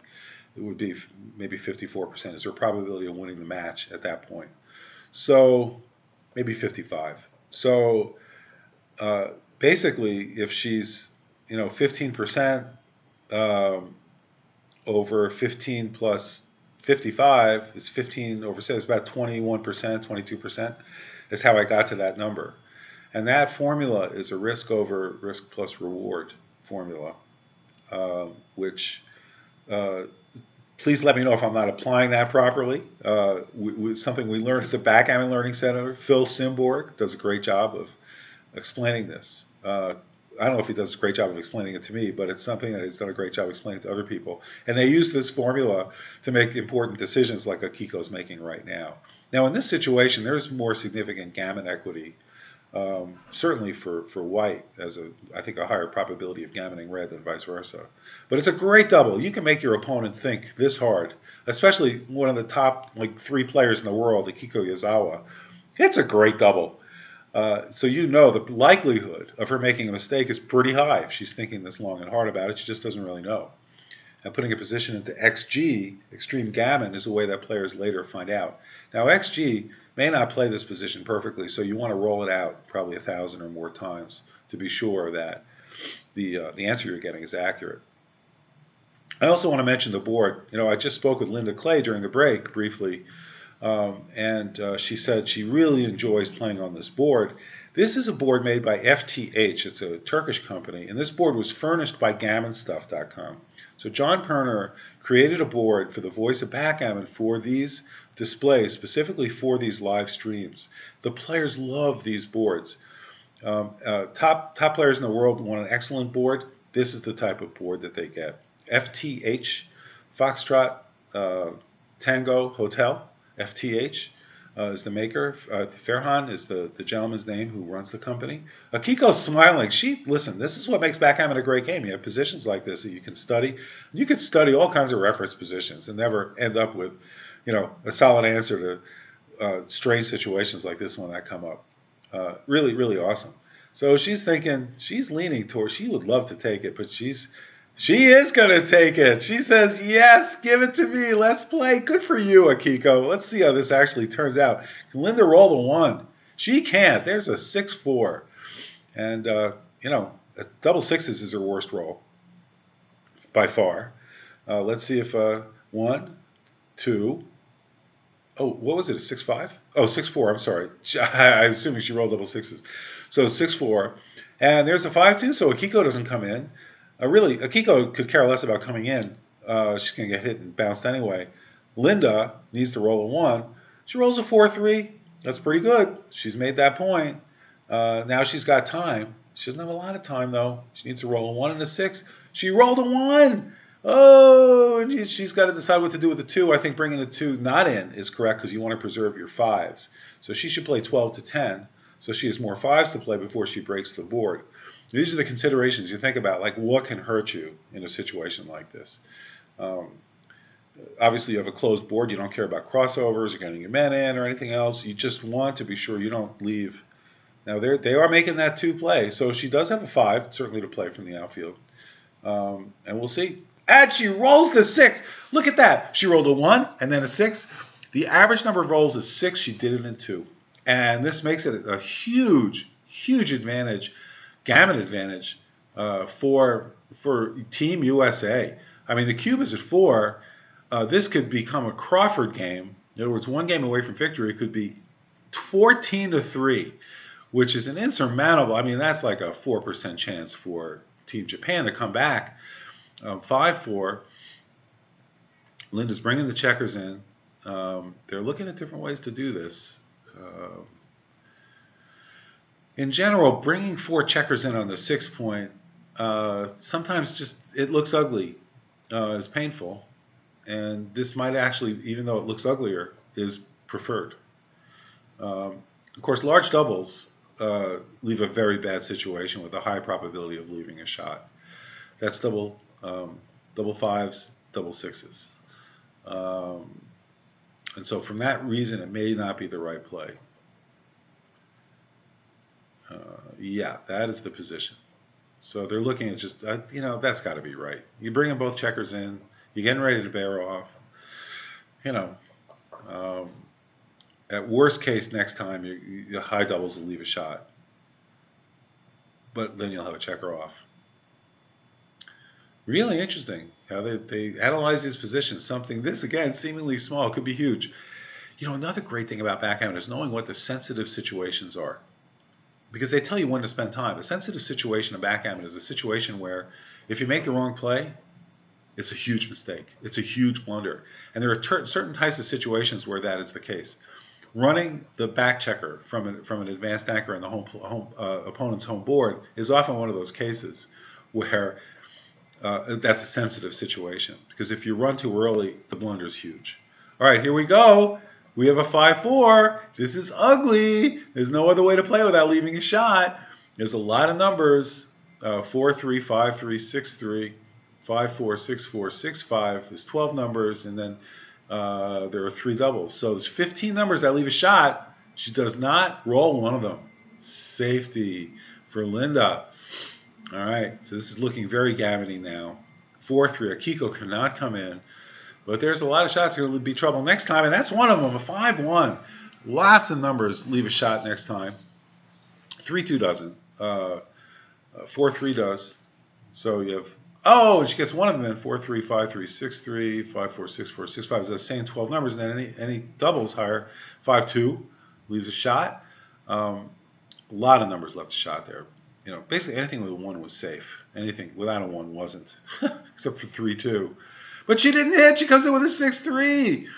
And she did not bring a checker in because that would be wasting a pip. She keeps the checkers moving. 1s and 2s, Akiko's going to move a checker onto her 6-point. Otherwise, she's moving those checkers in the outfield and bringing them down. Akiko rolls double 6s. Nice. And now she's going to waste the pip. She's happy to get those checkers in. It's going to be hard for her to avoid the gammon, not avoid the gammon. Linda rolls 2-1. She's got, she's off in 4 rolls. Akiko's in and off in 3. So she's got to roll doubles, Linda, if she wants to have any chance of gammoning. Akiko, her time is running low. It's basically ball game over. I don't think any set of rolls will allow her to be gammoned because you roll 2-1 twice or basically anything else you've done. Good. All right, here we go. Not a gammon, 10-3. Team USA is in a commanding lead over Team Japan. For Team USA, Petko Kostarinov lives in South Carolina. Stick Rice and Linda Clay. Linda from Colorado. And Stick, Jacob Rice in Las Vegas. And we've got Masato Shimanoto and Daisuke Katagami joining Akiko Yazawa from Tokyo, from Japan, Team Japan. We have an opening 3-1, arguably the best opening roll for Akiko. And there's the 6-4 coming back, making the 2-point, most likely, or not. Running is the recommended game plan. So that is probably because of the score. You want to get into a running game, but it may also always be right. That's another possibility. These players are going to know the standard opening rolls. Cold. 6-4 for Linda. Seems right to come out all the way, keep the action in the outfield. That's a modern style of play, is to keep those checkers in the outfield. Akiko doubles. I mean, yeah, it may seem a little bit like an early double. This might actually be a drop because, there's so much work for red to do. But on the other hand, there's, white is likely going to have 2 checkers stuck behind back there. And red has 9.5 in the zone. After the roll, they're definitely going to have 10 in the zone. So, and in the zone, I mean, how many checkers can bear down on empty points in your home board? So red has 4 empty points in the home board and has 6 checkers already in the home board, and then another 3 checkers in the 9 points. So that's 9 checkers altogether. Those are 9 checkers in the zone. The checker on red's 11 point is not really in the zone, right? Because if he rolls a 6, he's looking at a full point, the 5 point. So we call that a half checker because he's in the outer board, but he's not directly bearing on an empty point. So we say red has 9.5 checkers. But in this situation, with white, with that checker sticking out there. Now for money, I think it's a take. Anybody would take this for money. No one would drop this. But in a match score with this huge advantage, it may be a drop. There's an adjustment that players make based on the match score. If you're really, really ahead and you get a double that's gammony, that you would take for money, you drop it for at this match score. And I think that's the situation we're in. If there was not any gammon likelihood, and it's a take for money, it's a take at any match score. So a lot of players, and this all comes from David Presser, who's my teacher at the Backgammon Learning Center. David is just a master at the cube, probably the best cube meister in the world today. And so these are some of the things that he talks about in terms of doubling strategy, depending upon the match score. And one of the things that really doesn't matter at the match score, by and large, is if it's not gammony. Then just don't worry about the match score. Even if you're 2 points away and your opponent's 4 points away, you don't want to really turn the cube because you know you're going to get it right back. If it's a cube, turn it. So, all right. There's a lot of thought going on here. Akiko's having an interesting discussion about this. Let's just see if we can get some sound in here.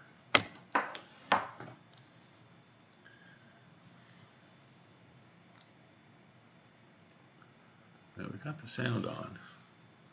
Let's see if we can bring the sound in from the board itself.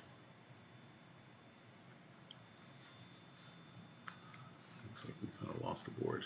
Let's bring that back.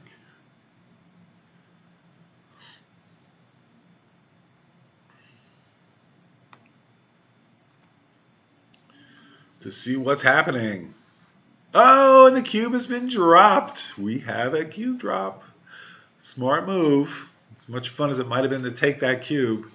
Look, you're up 10-4 in a match to 15. You're 5 away. Your opponent was just 12 away. Now your opponent's 11 away. You're not giving up a lot. When they go from an odd to an even score, so what? It's basically, 11 away is just as hard as 12 away. So you're not giving up a lot. You're risking a lot, though. All right, 6-2, the standard 6-2 roll.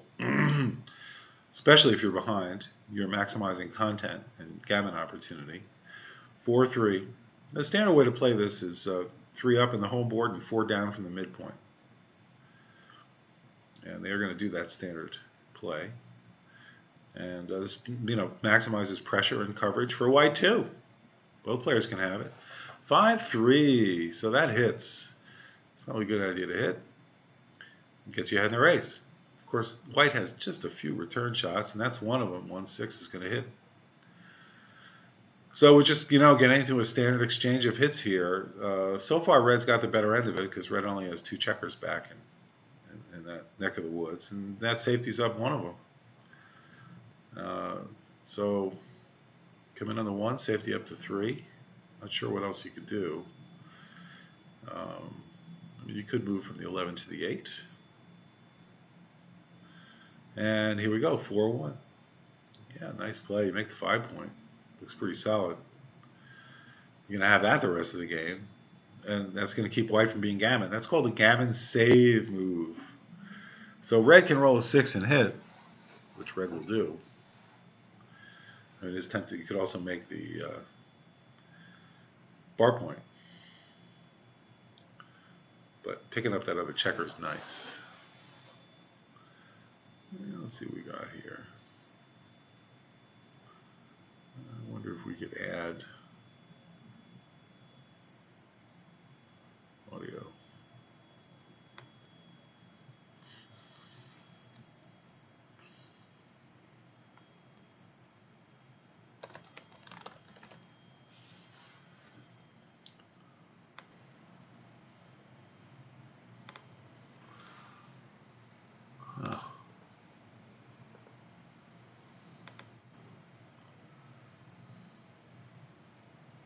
That's a nice roll, double 3s for Linda.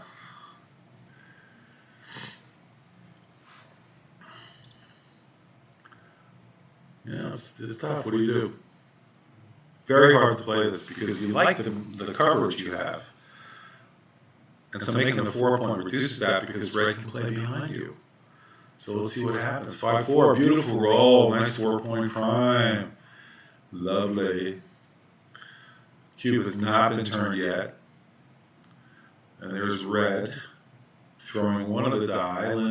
White. Linda's throwing one of the dice off the table, getting it back.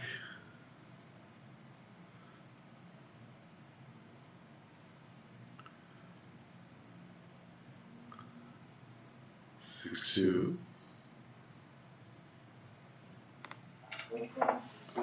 Yep. Now we've got the sound.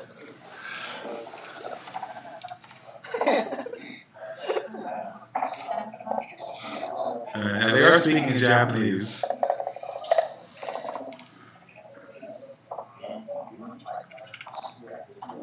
Double ones, painful.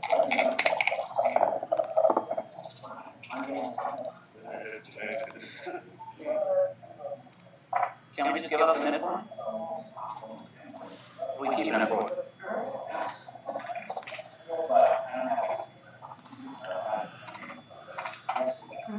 So that was stick. Stick rice, Jacob Rice saying, we just give up the minute point. But then we give up the minute point next turn.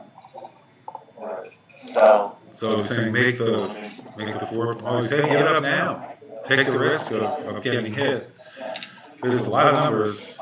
9 keep it for a while. Point on the 4 point. That's one of them. But you know, White feels pretty secure having the 5 point, so there you go. Coming on the 2, coming up with the 4. So really interesting. They're keeping the checkers back there, maximum pressure.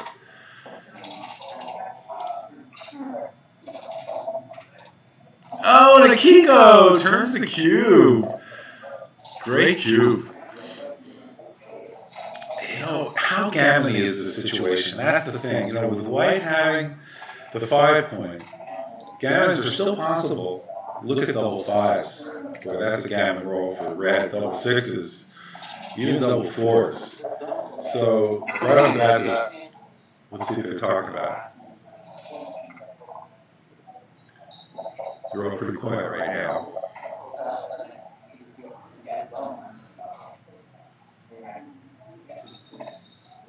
People seem to be very happy with Akiko's cube on her team, Japan.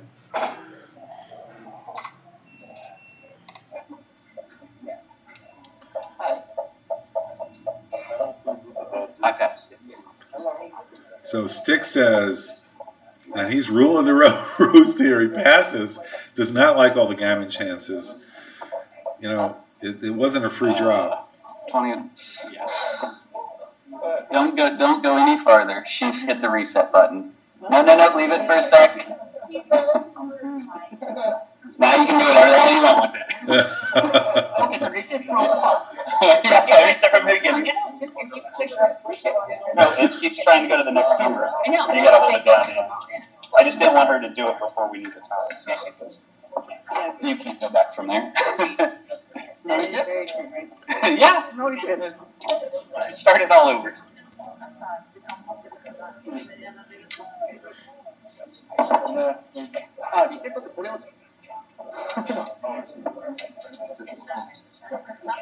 Next time.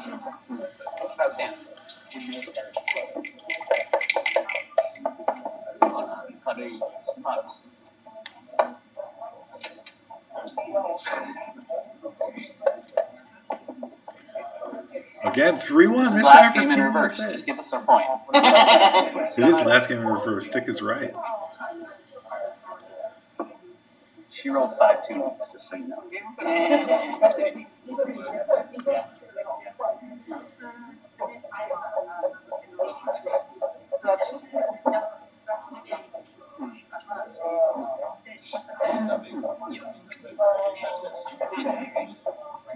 Punish. 5-2, you got it. 5-2, you got it. Bring one down. I would come down if they did that, actually. Yeah. And it's the right play against 6-4. Stick knows I think it. those will probably be close.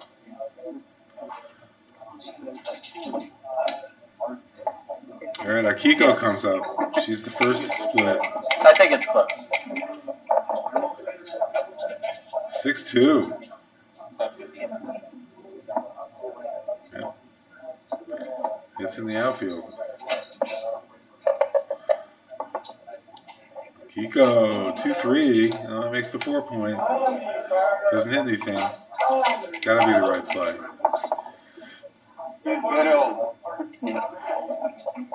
All right, this is your typical stressful game. I mean, she'll probably come up with a 4 and play the 5 down.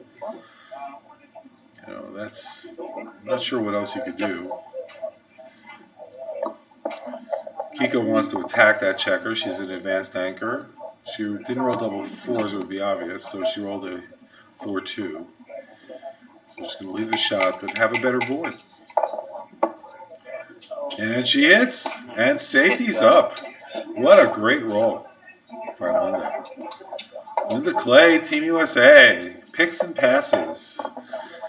And Akiko Yazawa of Team Japan comes in with a 3-6. She'll bring let's bring it 6 down and slot her 5-point, try to make that. Stick is looking at a double now. And Petco says, I don't think so.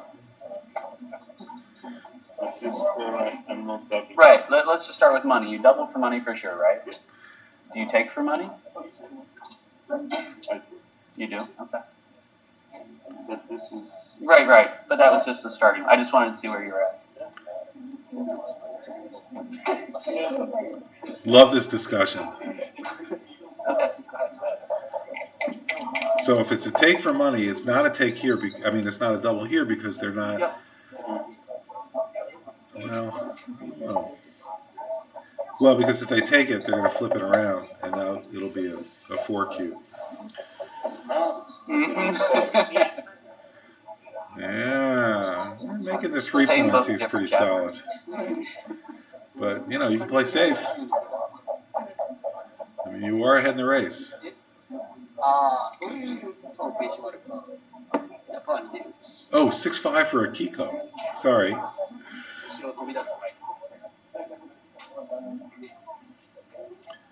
Well, I guess you make the 1 point.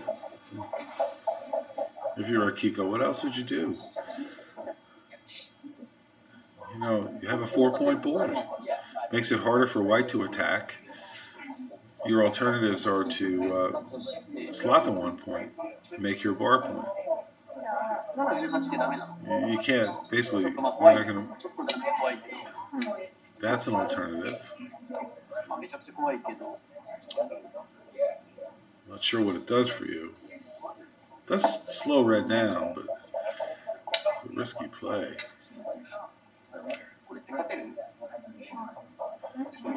Yeah, she likes... Yeah, Akiko likes the 1 point. Every roll she sees. She's looking at everything. Look at Akiko. It's a gammon. Don't worry. That's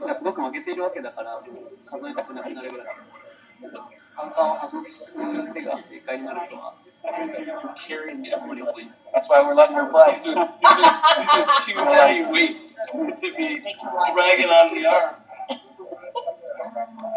I'll take them, don't worry. They should. Carter Maddox has showed up to kibitz the team. Nobody's kicked him out yet.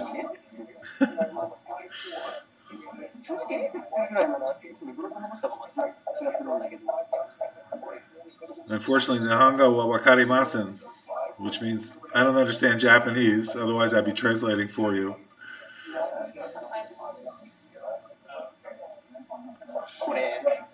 So Akiko is really struggling with this. She does not want to make the 1 point, which is kind of unlike Akiko. She's usually happy to do it.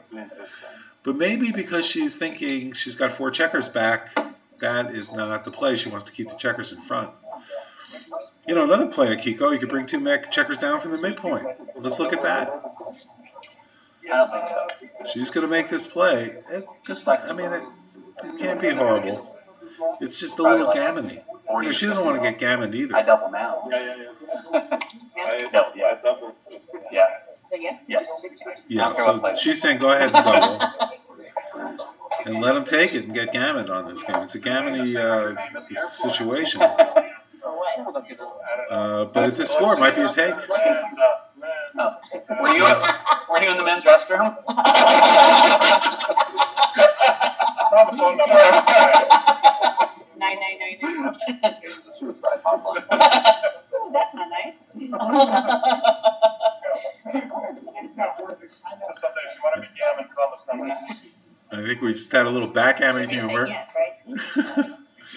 When's Lynn get in? 7:30? Hold on there.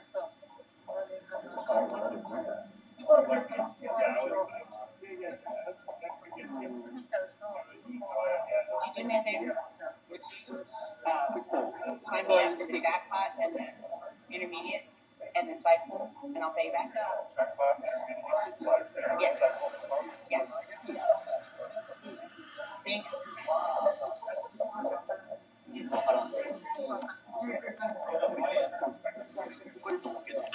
All right. Akiko is taking the cube. Still, it's sitting in my head. Bold move. There have been some great cubes here. At a 6-5, well, it hits 2. For sure? To hit? I don't know what else to do. Oh, you can point. I don't know if we want to leave that many shots. Right, we're miles up. I get it. Hold on, yeah. They're miles up, they're saying, so play safe. And you can play with the wall point. Just safe, yeah. Yeah, play safe. There's the 5 and there's the 6, and just, safety it up. You're way ahead in this race. Seems like the little sissy DMP play. DMP stands for a double match point. Can't argue with that. And it's good because they would have gotten hit. Yeah. Don't snatch defeat from the jaws of Something victory. natural. Let's see what happens here. 4-2. It's all right.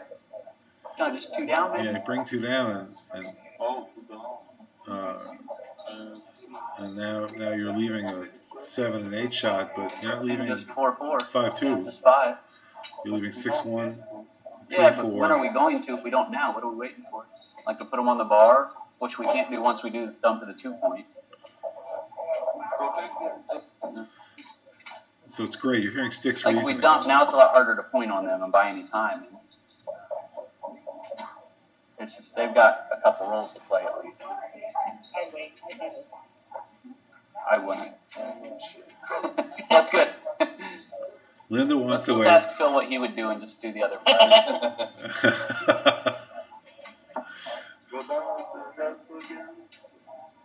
That's obvious.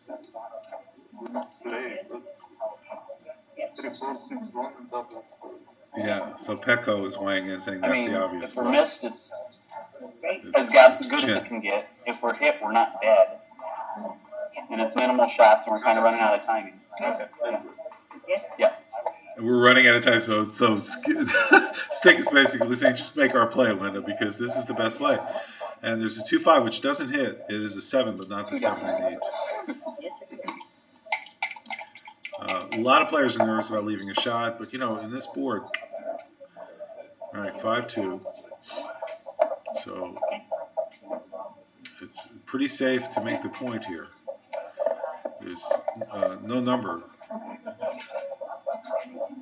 is going to hit. All right, Akiko's got a nice broken 5 prime. Team USA is looking to get rid of that blot. They got rid of it. The question is, where's the 2? And keep going is the recommended play. Put back for a second. It doesn't have to be the 6, actually. Yeah, it does. Have to, yeah. I doubt it. That's what I'm looking for, obviously.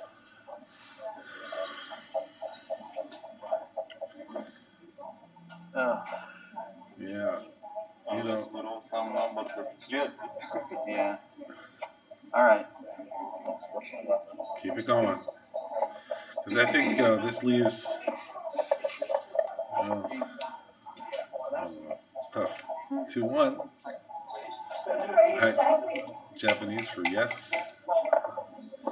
Looks good. 5-4. That In and in. that plays. Yep. if Linda rolls it again, they're going to make the 1 point. But there's some numbers that leave a shot. Now, I think.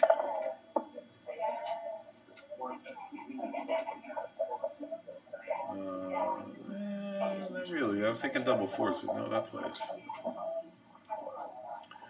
6-1, 6-2, 6-3. Let me just look at making the bar before we get into anything else. Just make the bar. With. All right, so they got double ones, which is a great roll. I don't know that that's right. Piling the checkers on the 8 point might be right. I don't think it's okay. I just wanted to look. So this could probably a must. Yeah. And then bring 2 in. So now, to make the 8 point. So why wouldn't they hit on the ace point? Buy a lot of time. That seems a lot safer, though, long term. Buy some time. Still got some. Let's hear if we can hear. What's Pecco saying? He's thinking gammon. So this does increase your gammon chances quite a bit.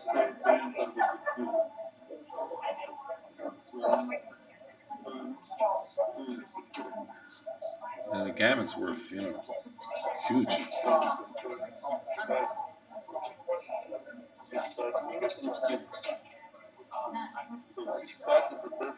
It's bad if they enter with the deuce. We got a lot of awkward numbers. If they enter with the deuce, we have a lot of awkward numbers. 5 1s, 5 3s,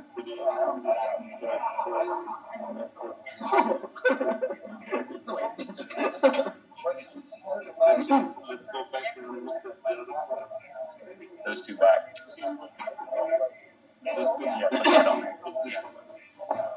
That looks like the play they're going to make. They can play 4s, then they can play every other number. She plays with these checkers. Not a lot.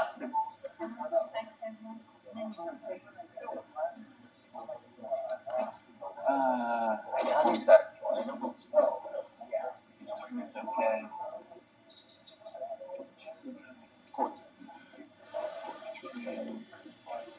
Alright, now put these back and make the bar. Let me just look at the bar. No, those are stuck. Yeah.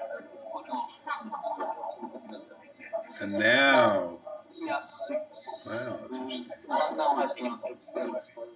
Yeah, all the rest of the 6s except 6-1 will be fine. Oh, 6-1? Yeah, points. That one is wrong. Not so pretty.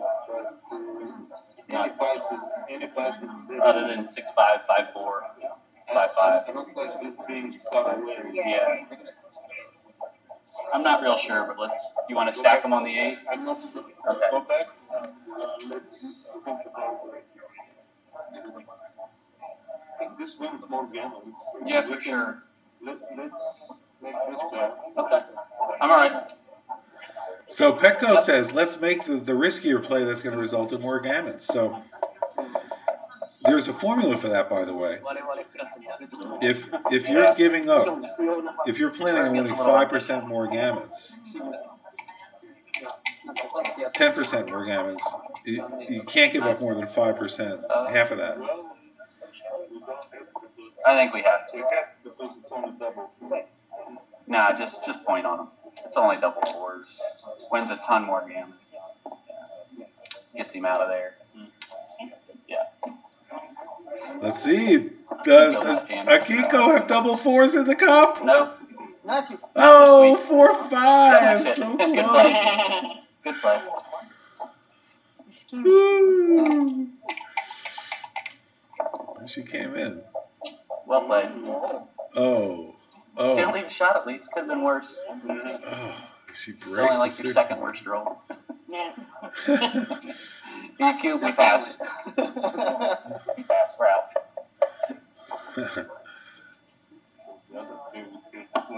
Yeah.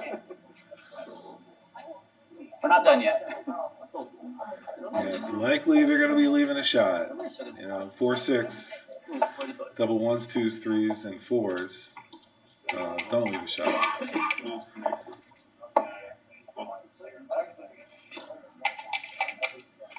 So let's see what they've got. That's called 5-3. pick them up. I don't think so.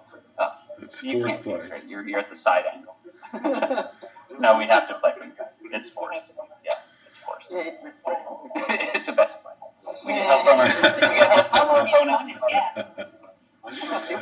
I would have dropped last turn. So it's a cube. Could be a cube to 4. She's got 15 shots to hit a 5, right? 4, 1, 3, 2, and any kind of 5. And if she hits, they're likely to win the game. Not much gammon here. So it's a good cube because is it a good cube? That's what they're talking about. Kiko's thinking it's not. They're trying to talk her into it, and she says, "No, it's not a cube. I got to roll it." And she rolled it, and they're gonna say, "I told you." They got to worry about double ones. But more likely to come out, and then so you want to play 16 to 13. I mean, 16 to 12 here with a 4, so you can put pressure if he comes in with a 1-6, and that's what she's doing. Like she's schooling her partner, the intermediate on the Japanese team, and it's not a double. Yes, it is a double. Like I said, it's a double. And they are going to pass this. Yeah.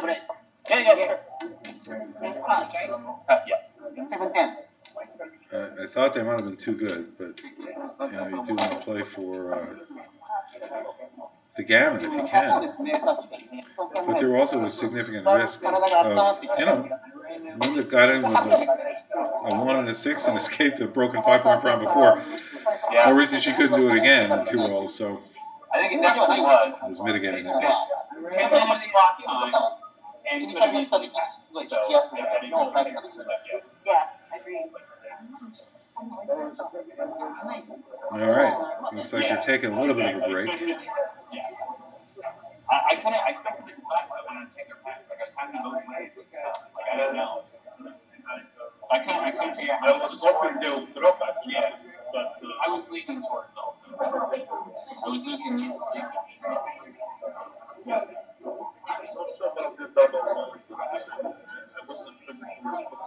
Yeah. But this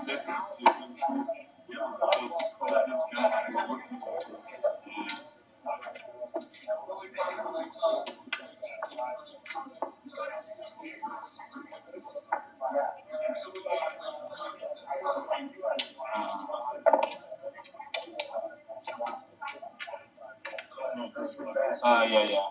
So this is here, and that's it.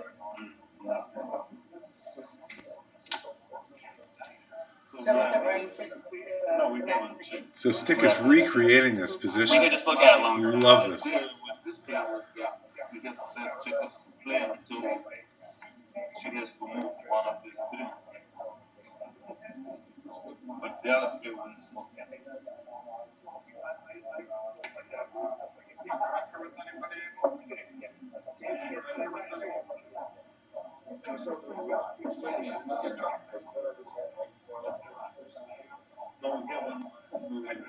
Check this, but I wasn't sure.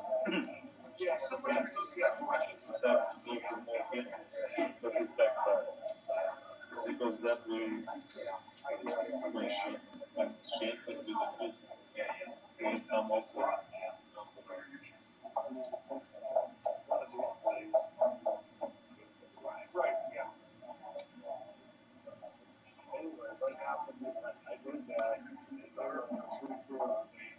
I'm going to put this into XG, at least on I don't know why, but I really like this one. my phone.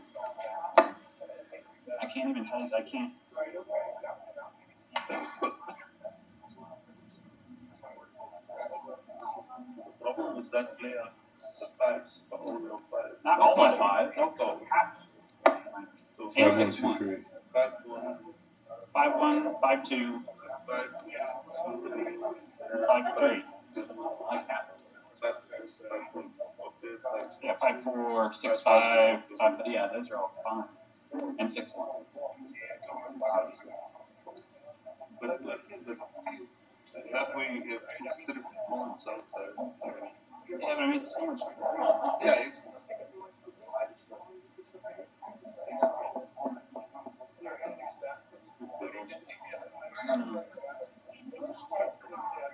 Like I'm. but It could be right, yeah. 6'4" is better. Yeah, well, I mean, she entered right away. Yeah. I think I still make this play. Because this one means more games. Right. Crawford's good. Crawford's always good.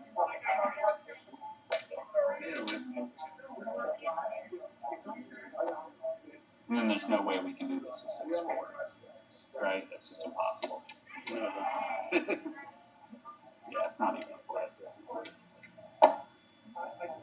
6'4", Shiller 4, 5. Weird old something real shitty.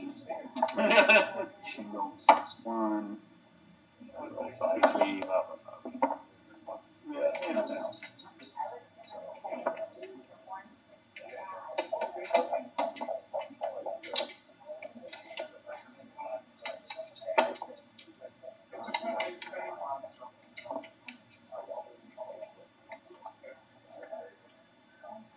Well, it looks like actually making the bar apparently was the best play. We'll have to look at this when we get the XG analysis and attach it. All right, these guys are going back on break. It's Larry Shiller, voice of Backgammon, broadcasting live USA versus Japan finals from the 38th Chicago Open here in Chicago, Illinois. Rosemont, Illinois, actually, near the airport at the Holiday Inn Suites, run by Rory Pascar. Pascar is doing a great job. Rory really knows how to run a tournament. He's been doing it for years. The food is amazing. He's in the food and beverage industry, and he knows his stuff. He knows his food. Great food here. Hotel's nice, and the staff has been fantastic. I want to thank Gammon Stuff for providing us with this beautiful, easy to play FTH board, professional backgammon board, and doubling cube that the players are using here in these team finals. So this is Larry Shiller. We're going to take a short break, and we'll come back with you shortly. Stay with us. You can also watch us on twitch.tv, Voice of Backgammon. We're on YouTube and Facebook Live.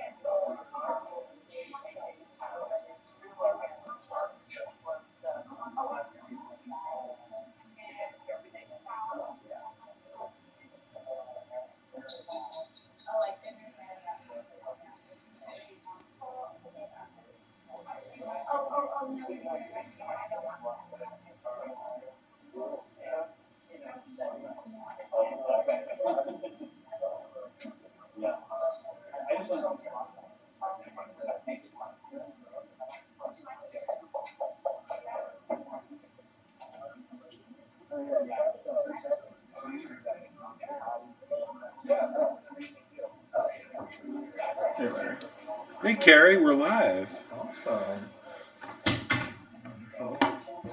So this is Carrie Horty, who's doing our Voice of Backgammon posts. Hello. Let me bring on the laptop camera over here. Bring Carrie into the picture. Yes. Awesome. Okay. Pleasure to have you. Thank you. With us. Thank you. And we would like to try to get XG. Right. I'm still having issues connecting to their hotel Wi-Fi. And So I think we can fix that. We can? Yeah. Okay. Do you want me to grab my laptop? That'd be great. I'll grab it right now. All right, fantastic. We're going to give this a shot. Okay. See if we can get XG going for the rest of the match. We're 5 away, 8 away, so it's not going to be that much longer. But let's see what we can accomplish. So Carrie gets back. Carrie's studying math and is doing a wonderful job for for Backgammon fans and for the sport of backgammon by doing regular posts on voiceofbackgammon.com and Facebook.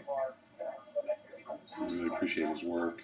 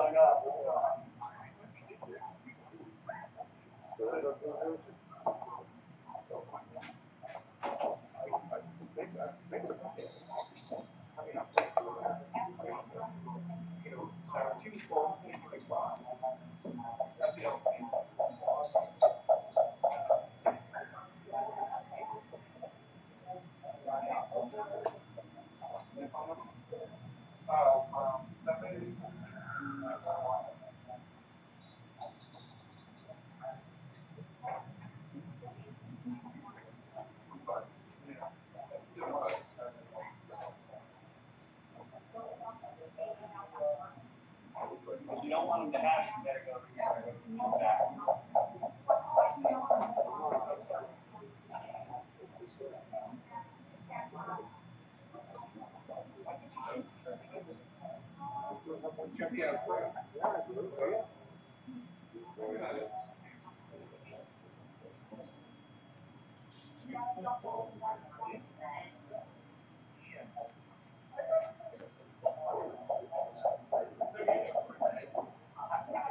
That's clearly a lot. Okay. Don't go ahead. You can show up. I don't know, I just sat down with Karen.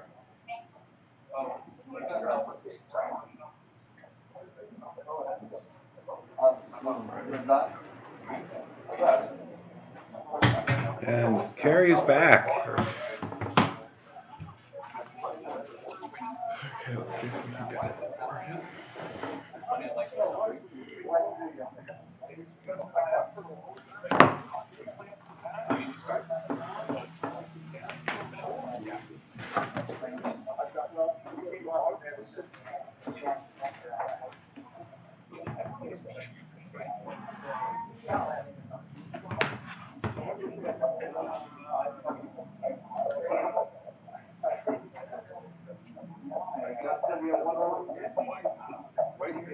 Hey folks, if you're looking for a quickie, you can start right now. I have a quickie. $40 quickie.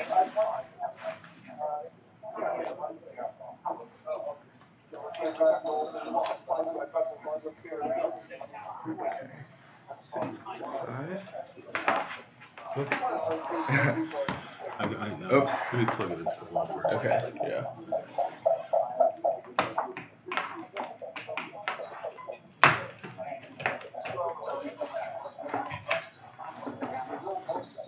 Going already.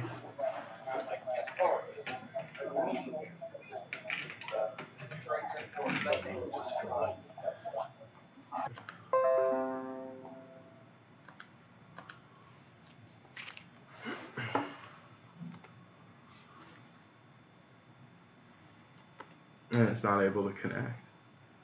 It just says establishing. Never gotten a check mark, you know. I did.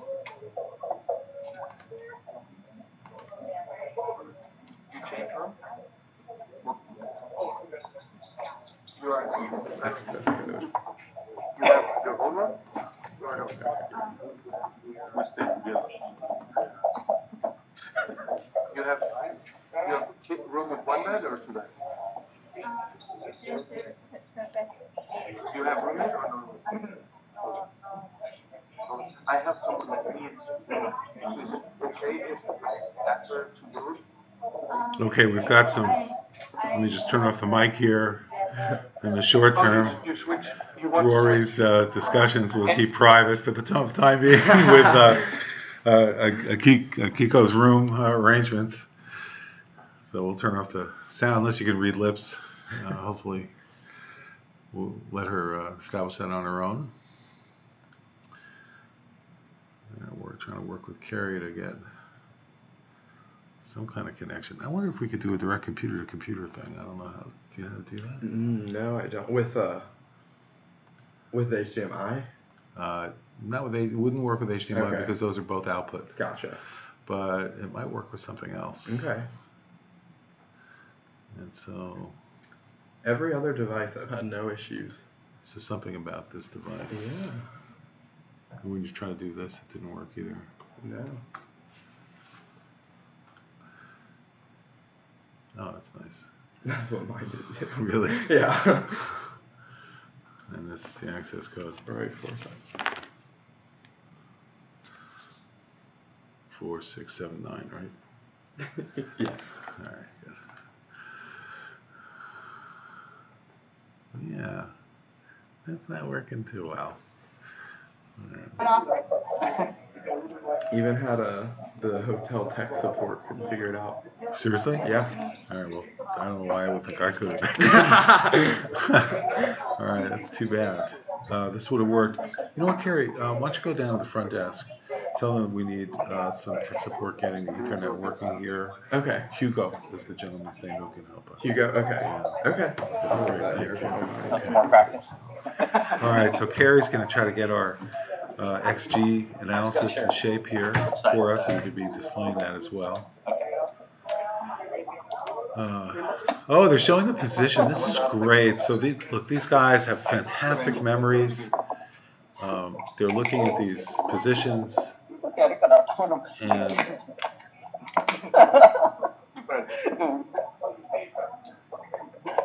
what is this? Right when I was going to double. Oh, this is like Backgammon or something. All right, so they're playing a fun little game, just like Akiko and Stick. This is not real. I'll just hit them for you. This is not a real game. You're not going to be seeing the Q turn. This is not part of the Japan versus USA finals match. Akiko is double. She's going to take it, of course. $1,000 a point. Come on, Akiko. Okay. Just for fun, she says. Yeah, obviously. Just because we want to see how the game works out. Look at her. So funny. All right, just don't roll double fours, Akiko. You'll be fine. 1-6 works.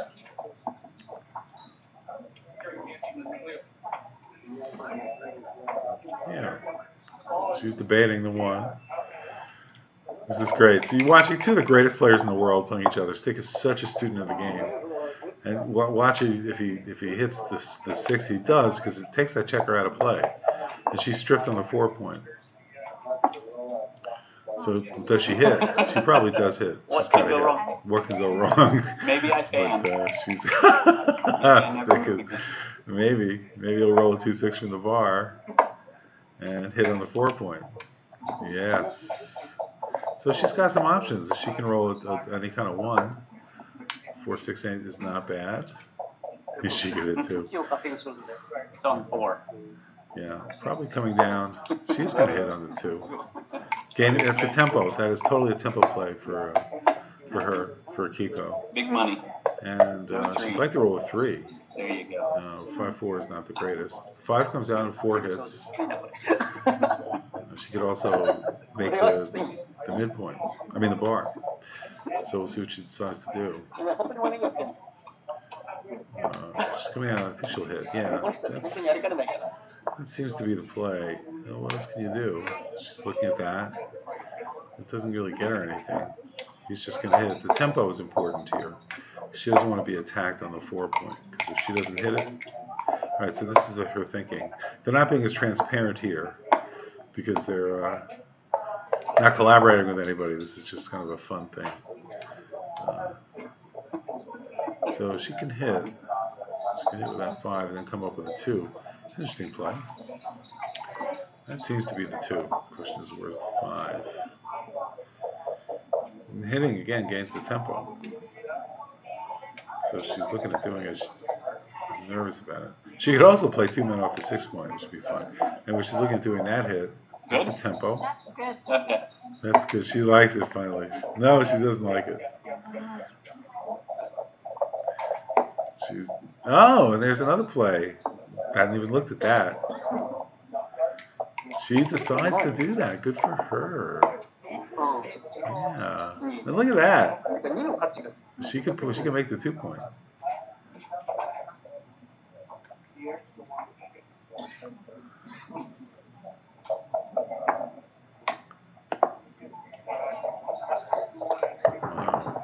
Yes, come in.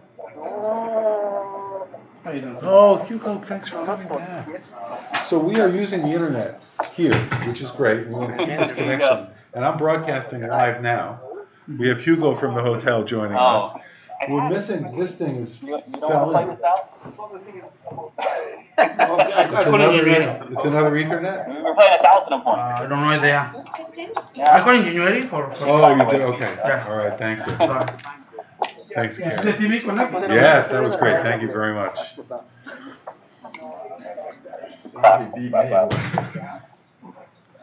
All right, so they're finally starting. They were playing a little Backgammon. Oh, were they? Yeah, it was great. It Oh, was wow. great. Just for fun. Oh, wow. All right, so we're back and being joined by Carrie Horty with the voice of Backgammon here.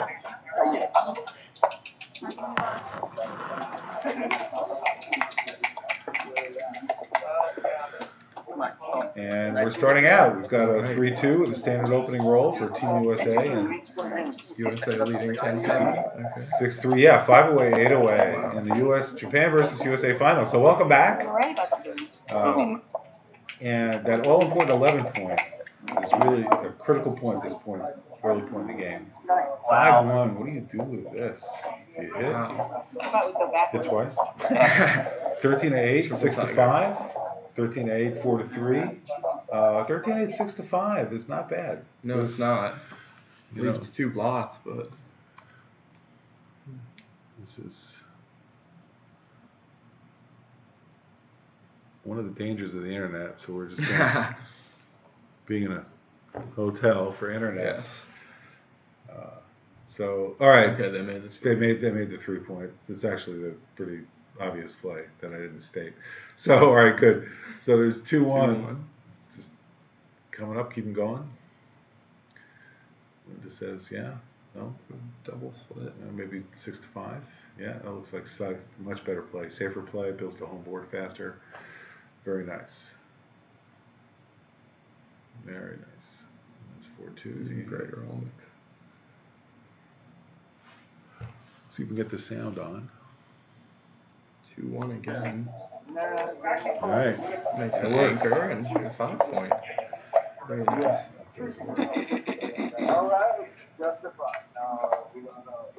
So just making nice rolls, keeping it going. Akiko's got her broken 4-point prime there. It's pretty effective. 5-3 doesn't hit. That's one of the aids. Wrong 8. So pretty classic standard holding game. The 4-1. Really tempting to slot the 5-point. Akiko. That is. They do that. Is that a good guess? If you don't, you almost have to go to the 2-point with the 4. Or staff. That's ugly. You just out of time. Right. Now we're all stripped. But the only saving grace for Akiko is that USA's anchor is only on the 3-point. If it was on the 4 or 5-point, it would be a lot worse. So playing safe at this point makes sense because USA has the better board. That's true. Now here is a situation where USA could make 4-point. It's not dual. It's maybe worth the extra risk to make the 4-point now. And they're thinking about it. I think Stick is suggesting that. Yep. That's the play. Plenty of return shots if they hit that checker. Exactly right. Almost always. 1-5. Right. Is the best, arguably. Double 1 is the best. No. Yeah. So they decide to play safe. After all, because they feel like they have more time. 2. They didn't even look at breaking the bar point. No, they didn't. Yeah. 6-3, you can run the safety, but the problem is they're behind in the race, so it's the wrong thing to do. If you're ahead in the race, run. If you're behind in the race, you're going to get attacked. Absolutely. So they're going to do a pip count. So let's do a pip count. It's almost even, like 1 pip or something. Yeah. after the roll, it's 1 pip. Mhm. So it's Very probably close. not- It's usually down 1 pip, I think, to stay, but Yeah, so make the 2 make the points. 3. I mean, the 2, sorry. That's gotta be right. I think so. Probably terribly. We just get That smashed too anchor is much a if we huge run. asset. Yeah. Yeah. Good. All right, it's good. And double Sixes. sixes. Ooh. You think that's a good roll? Right. It's I not don't a think great so. roll. No, I don't It's- think it's a I shot. think it's very ugly. It's a shot. Wow. And I think you want to leave the shot on the 5 point, maybe. And Oh, I don't know. We're I don't know really what you getting do. those back checkers hung up now. Yeah, you don't want to leave 2 blinds. That's My the thing. goodness. That's why. That's got to be the play. I think so. My goodness. But, red, I think, is still a favorite to win. Probably. Helped the race a bunch. There's no doubt about that. Yeah, those back 2 checkers, it's not going to be easy to get those out safely. It's normally a great roll, double It sixes. is. But this makes it a nightmare. Really. sorry. Probably one of the worst. So they have 2 more to play. So they decided to go to the 2 point of the 1 point. 3 more, I think. Oh, no, 2 more. You're right. They slotted the 5. Right. Okay. Maybe they didn't want to leave another blot. They also forced to play. What are they rolling? No 2, Make it- 1 5. Akiko's play. Okay. That's easy. This is TMP. Yeah, absolutely. This is very stripped and uncomfortable. Yeah, I know. That's why I was teasing. And now double 5s will solve the problem. Ooh, that doesn't solve much at all. Well, she's going to play safe. Safe, yep. To the It's 1 easy. and to the 2. Yeah, no question. That's easy. I mean, they do have the blot on the Slot 2 the point. point she wants to make. That's true, but It's not the point she wants to make. And then make it. I like that. Yeah, Akiko's playing around with it. Ugly So game. people, she's known for making the 1 point, so Yes. people are teasing her about it now. That's But she does it Come in. at the appropriate time. So 6-2 is a See great that roll. come in? Yeah, Yeah. it's, makes the 4 Wait, 5 point. wait for her to make her ace point. Stick There is it is. doing a better job of commentary than I am. 6-5. Ah, what do you do here? I I think you think- want to make the 1 point. Yeah. You let Steve roll and then it was all good. We can't give him that Best save. decision I made. Yeah. Not yet. That's too Yeah, that's big. the best step I, back. I'm good at that. I have done it before. Just have to pray for doubles. I wouldn't do that. I've done it before. Is that one of the Japanese folks that they're talking English? Let's see what they say. I think That's I feel like I intuition, played you're figuring it when out. I'm actually rolling. We do need your help. Yeah, hardware we don't have. You can plug it in there all day. You're gonna have to use a cordless internet. That's why that doesn't work. It does work. Yeah, those are old. It's working? It is working? Okay, then they never unplug it. You need another cable then? Yeah, I have a cable, but the other piece. Yeah, it's gone. You know what? We don't even use that in the hotel It anymore. fell out. I think it's in there. So we just wanted to get a screwdriver and open this up. You don't want to use the, you know we have wireless, right? Yeah, we do know. It's always, I've done this Yeah. dozens of times. We're winning actually, but And, really We have like the best band in Rosemont. It won't put on there. But he can't. For mountain maybe you Yeah, can I help. mean, you want to try and. It's not working. Did you get the I have access 7 code? minutes left and it was like a couple games, so I don't even know. All right, we're back. Technical difficulties. We're trying to get Carrie's computer up The and running clock's for facing the wall and XG. there's Yeah, I'm surprised because they didn't even hook those back up when they redid it and we ordered it. So they're still looking at this 6-5. Monday night. We're broadcasting live.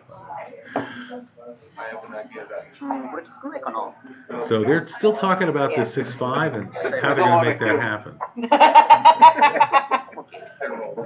Linda's finding something amusing, and Akiko decides to make that play. So here we go. she made her ace, like we all knew she would. Oh, stick. You're tough. 6-1. So, yeah, she's going to leave that 6, and what do you do for a 1? Double 3s is blocked, so you just have 6-3 and 5-4 that way. So that makes sense. Although 8s, double 2s is blocked. Still leaves an extra shot, and there's a 6-1, so that is forced. So she just makes the play. Now, 2s and 6s. Now, does Linda have a double here? She's got 2s, 8s, and Hey 6s. Jackie, what's the access code for today?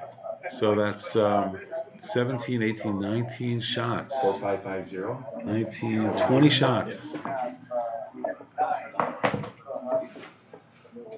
Sorry, more than 20 shots. Excuse me. It might have something to do with your 17 and it worked on your other one. 8. It's 25, 26, 27, 28 Will numbers. his work with this computer? Hold on. Yeah, I don't for a second think they're passing, so do you think it's possibly ever too good? That's why I was counting numbers. I know they're driving. I don't think so because Because we might miss. she may enter with the 4 and Right. so, I don't think it's too good. But The score might make a little difference on it not being too good, too. yeah. Like, because it gets us. Yeah. All right, go ahead. Start a new game. All right, now will Akiko's team take this double? What a pressure double. 28 numbers hit, only 8 numbers don't. She fakes taking and then she drops. Because look, it could be a gammon. You know, quite easily they hit that second checker. They talk to, they would try to talk her into taking it. We're gonna get it to the IT guy. They try to talk her into taking it, and she could not be bought. Akiko was too smart for that. So she did what she could, but that 6-1 really destroyed her game and created a situation where she was doubled and couldn't take it, even at this score. So it's 4 away, 8 away, which is an interesting score. Not as interesting as 4 away, 6 away, where backgammons can come into play. All right, USA team 3-1 following a 4-2. Who's got the better game? Well, Team Japan's up by 2 pips. Arguably 6, 6-5, easy to play for Akiko. We've got a pretty standard game here. 5-4. Now do you run or bring one in, bring one up, bring one down, bring one up? So she's forcing the issue, and 6-5 makes it easy for Akiko. She's just going to run and play a standard running game.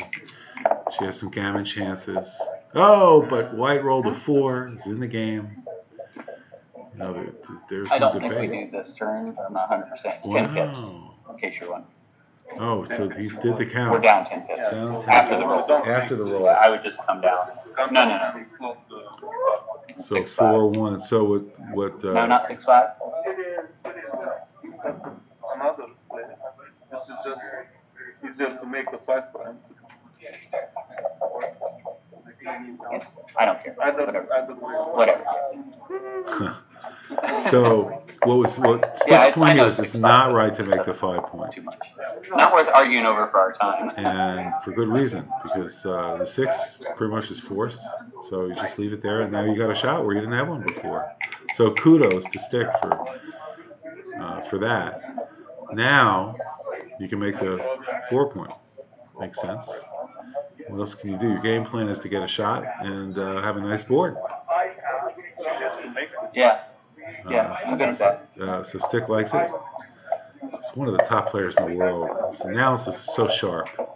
Absolute pleasure. There she is. Oh my gosh, Akiko makes the 1 point. There's the roll. She smiles. She says, I know, it's me. You know, it's great. Genius. So funny. And Team USA stays out, and now there's some real gammon possibilities here. This is dangerous. Wow, this really is interesting. Ace point. It's tough. It's tough. It's tough, yeah. But it's like, a little bit like double 5s. And from that standpoint, because the blood is on the 5 point, it's dangerous. I think it's a take. But it might be a pass at this score. Yeah. It might be a pass at this score. We're down 19 pips. Score is pretty awful.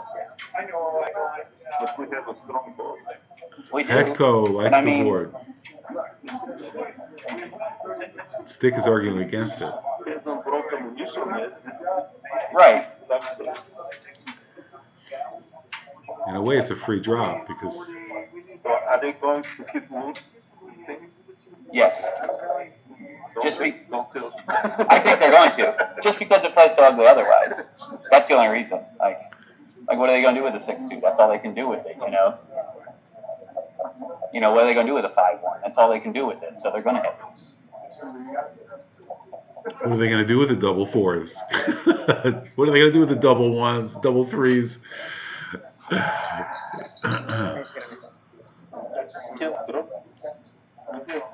So Pecco's okay with dropping. I know, it could be. Well, not quite okay with dropping. Stick wants to drop, Pecco wants to take. They don't have a good structure. They have all this back there. You're afraid? I can get and take it with you if you want. I'm not like wanting to drop like Yeah, You were just asking if I could ever. I think with this 6-5-4 mate, I mean it's. What do you know? I doubt this is. Okay.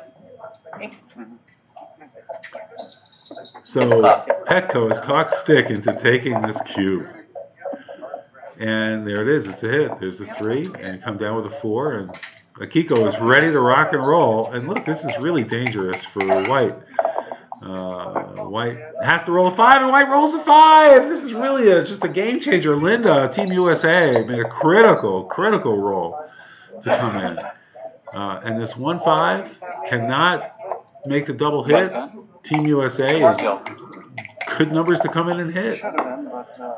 2-6. No, it certainly makes a 4-point prime. And great take by Team USA. 3-2. Ooh. How do you do that? I mean, you'd like to come up to the edge of the prime and hit to gain a tempo. Yeah. You're ahead in the race, though. You could also play 8-4. Wait, what do you have? 3-2, 9-4. So, but then how do you get that checker out of there? You know, when White rolls a 5, that's your concern. So it's like you don't want White to roll a 5. So maybe you duplicate the 5s by hitting.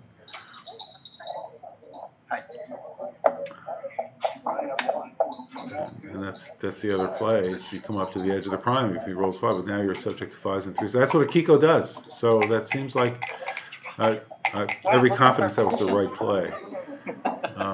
And there's a 5-1. So Team USA is going to hit. I want to at least consider it. Especially with it, 1-4 and 2-4. I guess they're not. I mean, at least shots in. We'll try to find another solution later. Yeah, okay. Yeah, Kerry Gordy's back joining us. We've got a 1 to play. And so they play diversified numbers that fill the blot if Team Japan doesn't hit. And Team Japan doesn't hit with a 2-5. They cannot hit another checker. It's an obvious play for Akiko. Plays it very quickly. Linda comes in with a double 4s. Oh, that is going to be able to, she can hit and recover one of them. 1, 2. And then just come out. They could also 3 and come out. So that's enough. Wow. They played that pretty quick. They don't want to break the midpoint, though. Right. And they're staying out. So are they too good? They probably are. Well, they have the cube. Yeah, they have to be pretty good. So lots of gammons here. This is really very exciting. This could be the game. They're 4 away. They're playing for the match. They are playing for the match. Why not? They don't want to turn the cube now. Double 2s. Double 2s. Very interesting. Now they could slot. They could slot the bar. Right. So there's 2, and then bring 2 down. Yep. And why give double 1s in addition to 1-6? They don't have to. They're gonna do it. They're going to.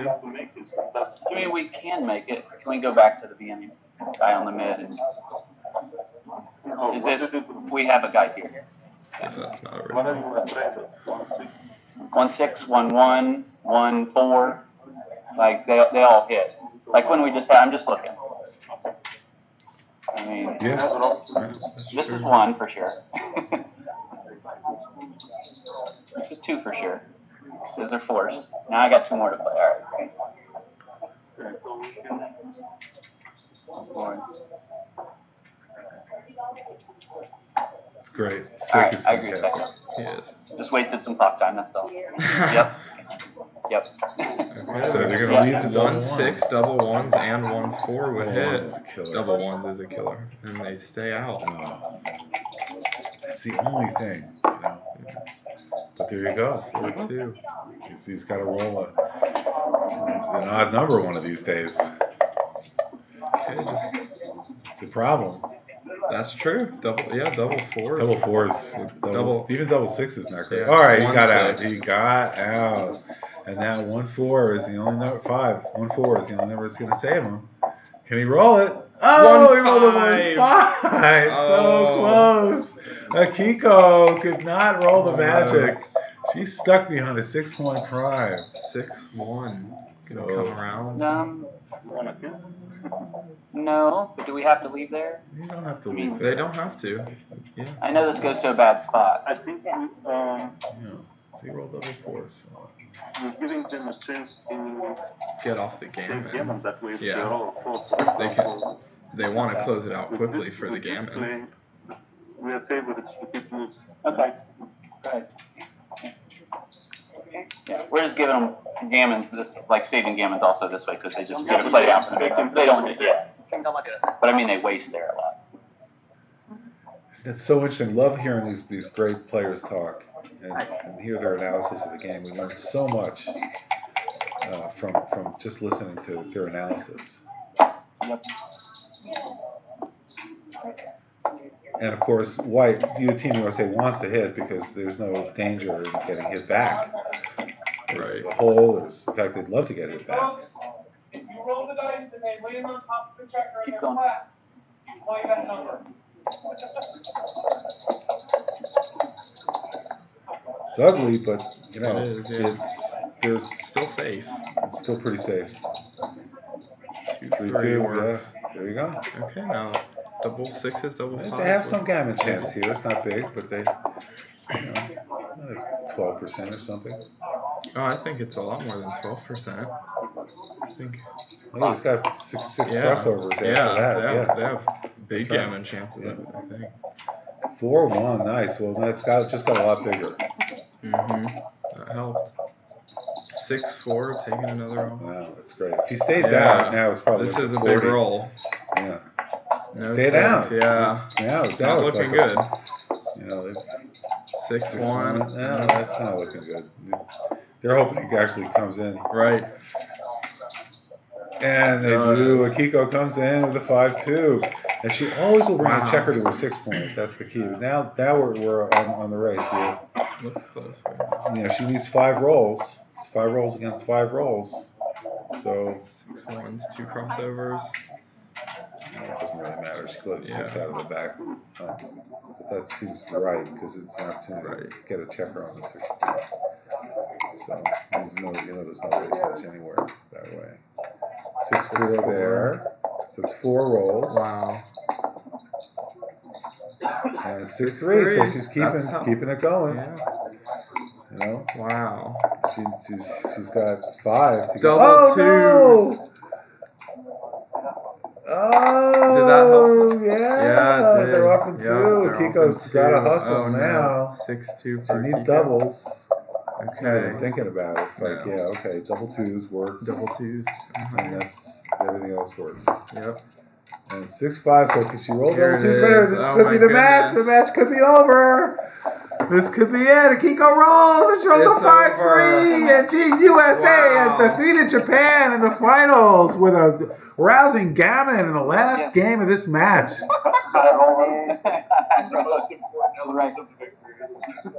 As we see the players shake hands and congratulate each other. Huge battle. I know we're heavy. Great players. Great sports. Really just an honor to be able to broadcast that. Carrie Horty, thank you for joining Yes, me thank you for this having me.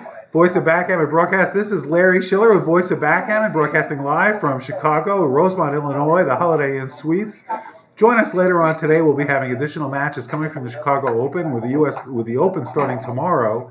We'll have doubles tonight. and other events as well. This is really a fun-packed event. I want to thank Gammon Stuff, John Perner, for donating the FTH board that we use for these broadcasts that the players absolutely love. Join us on Voice of Backgammon, where you could subscribe.com, and also on Twitch TV and our YouTube channel. We look forward to seeing you all later. Again, Larry Shiller, Voice of Backgammon, signing off. Thanks for joining.